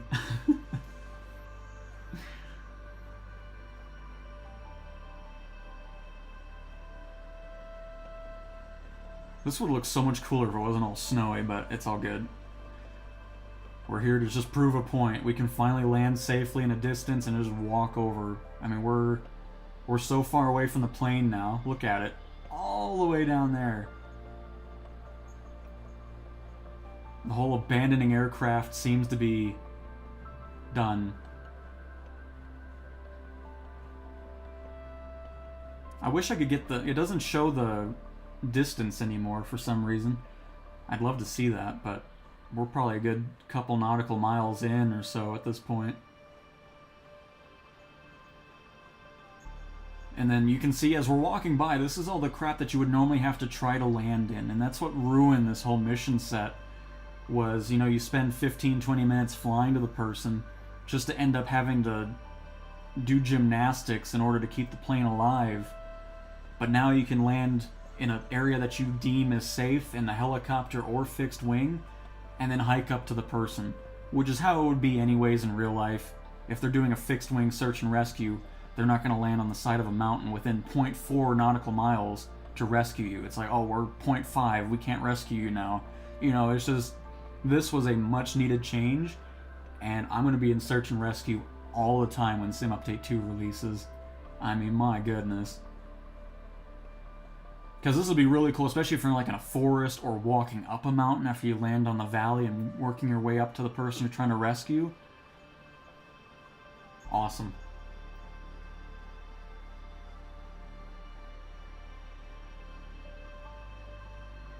When are they going to add thirst and hunger meters? Hopefully never. I hate those types of games. Dealing with all that crap all the time. Such an annoying feature in a game. Especially ones where it's like, oh, I just ate like 2 seconds ago and now I'm hungry. It's just, no. Hate those games.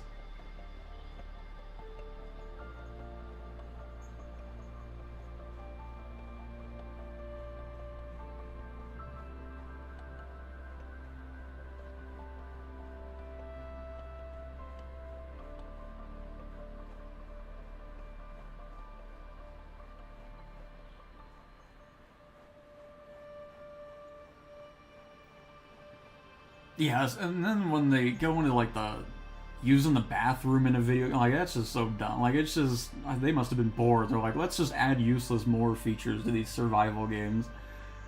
Unbelievable. Minecraft is the only one that I can deal with because it's not over the top with it. Get a couple pork chops on the furnace and you're good to go for a while. Or make bread. But there's some games where it's just like, oh, the food is so scarce. You have to do all this and that. Dumb. I could not get the EFB to have flight plan and Navigraph export. Also not working on beta for career.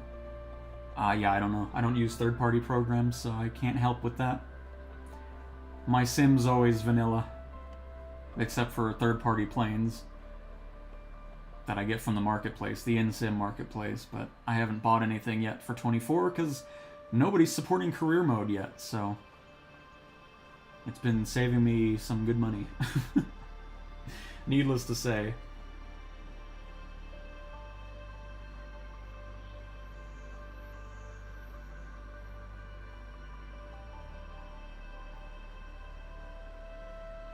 Look how far we are from our plane. Oh, this is awesome.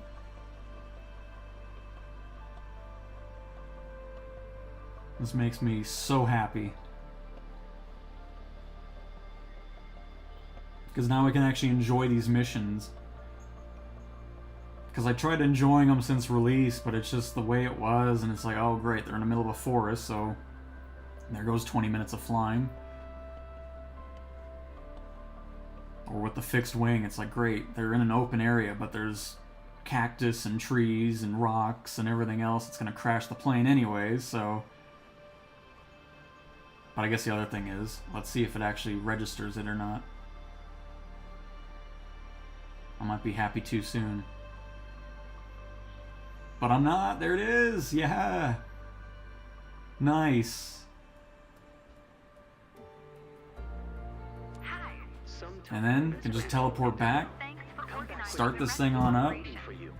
Don't know what I would have done without you all.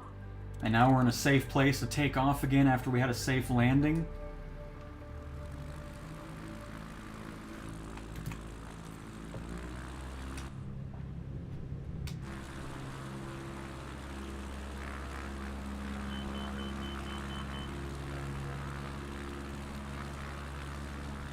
And there we go. A search and rescue mission completed in a fixed-wing aircraft where we can finally just have as long of a walk as we possibly want. That's all this mission set needed to make it so much more enjoyable, and it's finally here.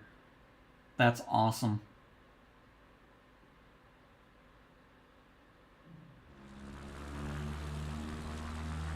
And hello, Eric.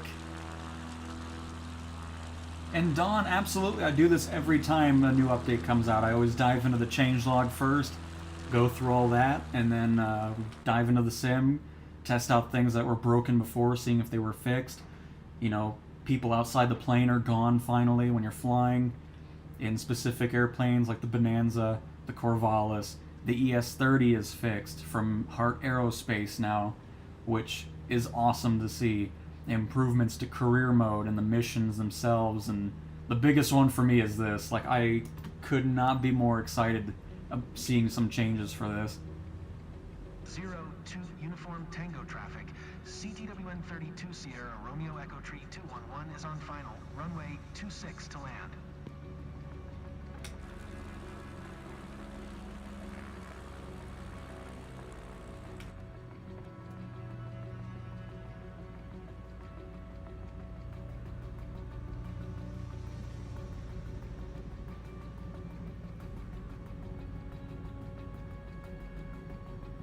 So, for me, Sim Update 2's been fantastic. Some great changes that were very much needed. A bouncy landing, which wasn't needed, but that's okay. We're here. Ooh! A little bit of a wind hitting us from the side there. Yeah, I'm not doing that. I'm not going back there to stop. I'm already liking this update more than Sim Update 1. I mean, don't get me wrong, there was some good stuff there too, but this has way more stuff that's been really talked about in the community regarding fixes to the aircraft, to career, all that kind of stuff. So it's nice seeing that.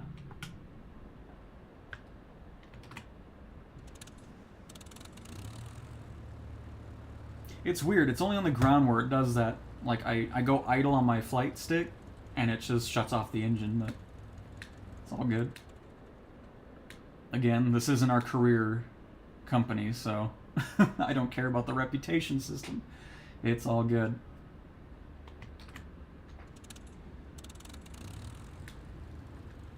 I think we're gonna park here.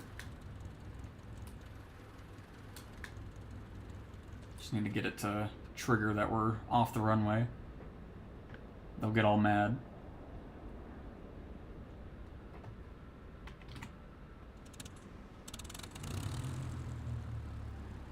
Come on, I know you want to do it. Undesignated. Are you really not going to do that? Okay. Is it not as picky as it was before, maybe? I don't know. But I'm surprised it hasn't complained. By the way, sorry that this is like the surface of the sun out here. I didn't really want to do this mission, but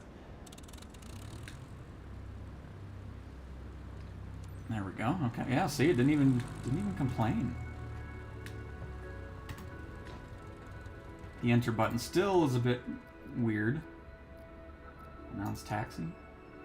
02 Uniform Tango traffic. Oh, it's just a, oh, okay. Sierra. Oh, it doesn't matter. We have to skip the shutdown, so just do that. You're a lifesaver search and rescue, you know. Welcome back and congrats on behalf of everyone here. Nice.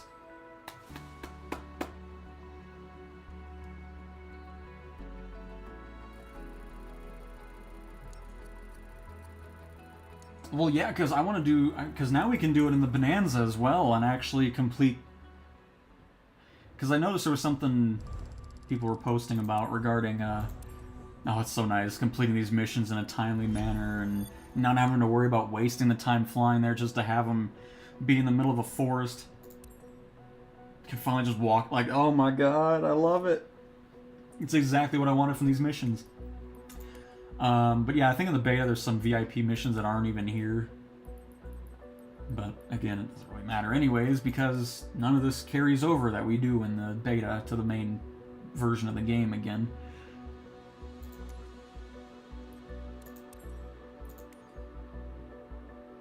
Oh, look at this. Look at this. Now watch. I'm going to be so excited about it, and then it's going to happen again. Hopefully not. Look at this. We're going to get in a Bonanza. And if you're just joining, I'll showcase some other things too. When you're buying a plane... Oh, they need to fix this. That's kind of funny, actually. Hang on. If you have the filters on in the world map, it stays on, and that should reset when you're going into... Or at least show the missions for the plane you're buying. So that's something they can work on, but let me do that really quick. Hold on. But I can show that too, since we're here. But we now have filters. I know a lot of you will be very excited about that. You can filter based off the mission type. Reset the filters, by the way. You can filter by difficulty. And you can filter by aircraft model. So, you know, we got the... Well, I didn't buy it yet, but if we had the Beechcraft Banana... Oh, there it is. Never mind. And we wanted to filter it to be specifically flight seeing. We got that going now. So now we have all these missions will be specifically for Bonanza. So if you have multiple aircraft of different types for a specific mission, you can now filter it out to only show you that specific airplane's missions, which is awesome. Absolutely love that. Alright, so anyways, let me back out now that we've reset that. And nice. And immediately go back into the wrong menu. Good job, me. Only 700 hours in this sim, and I'm already hitting the wrong menus still. Anyways. The private charter.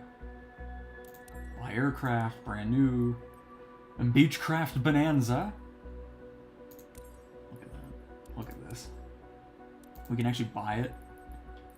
And we don't have to worry about our pilot's head sticking through the roof or somebody sitting under the tail. Alright, it's still not doing what it should be. Unless there's just no VIP missions. Maybe that's the... We'll just place it somewhere here and see. Maybe the VIP missions are just gone in the beta currently. If it is, we'll do a you know, a little sightseeing flight. We get the same point across. Before we do that, I'll showcase what it's supposed to look like. So we'll do a cargo mission, buy something, even though we're not going to actually buy it.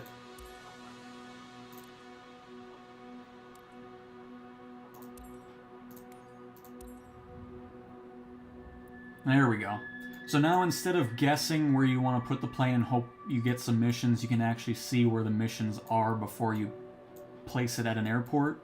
So it's like, oh good, Rogue Valley International has a cargo mission. Or really a simple change, but a fantastic one. Because if you remember before, it would just be an empty map, there would be nothing. And I was already saying that too, where it's like, why don't they showcase where the missions are? And now they do. So another great change there. Really love that. But anyways, Bonanza. Showcase that really quick. And then we'll probably wrap up the stream there, because I'm getting hungry. We've been going for almost 3.5 hours here. But you can expect other videos. We'll kind of dive into everything else as well, because you can guarantee there's going to be some search and rescue missions going on now. Absolutely. Out of all the changes, there's a lot of great ones, but that search and rescue improvement makes me very, very thrilled.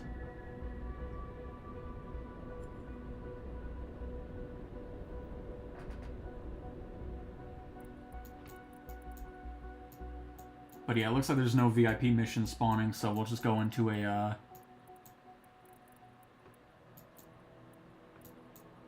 I don't even remember where I put the plane, actually. Oh, it was Detroit. That's right. How could I forget? But check this out. This is another beautiful change, and well, not change, but fix. I think we finally moved on from the pilot's head sticking through the roof and people hanging outside the bottom of the tail or walking alongside the plane.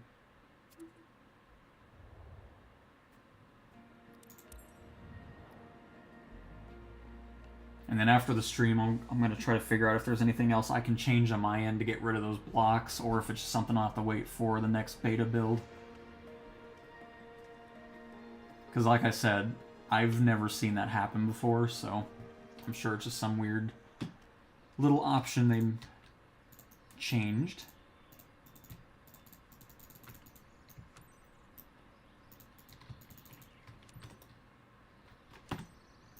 Vincent, I'm ready.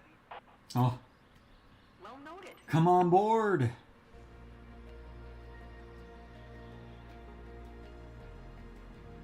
Don't do it. Yes! Look at that! Isn't it beautiful? Because, you know, before it was two people. One would be sitting right behind the pilot, and then the other one would be under the tail. Your pilot's head would be sticking through the roof. Gone. We can finally enjoy this plane.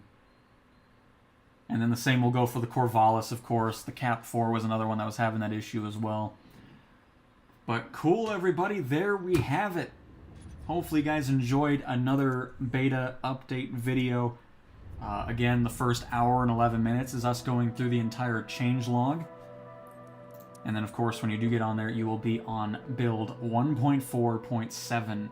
You'll have Sim Update 2 flighting in there. And right off the bat, this is a great change. I still think we're going to be seeing the A330 and the Beluga available in career mode during this beta phase, which again is why I think the career mode is separate from your actual career mode this time around, because we're going to start seeing those other mission types become available, like the Heavy Airline Raider, because I would imagine they're wanting to test that out before it goes public, just to get some tweaks on that too. So I'd be surprised if we don't see this become available at some point during this beta phase. So with that being said, thank you guys so much for watching. Thank you to Binky as well for 5 gifted memberships. That was also very cool of you. And everybody else that stopped by to chat and watch the stream. So thanks for watching. Goodbye.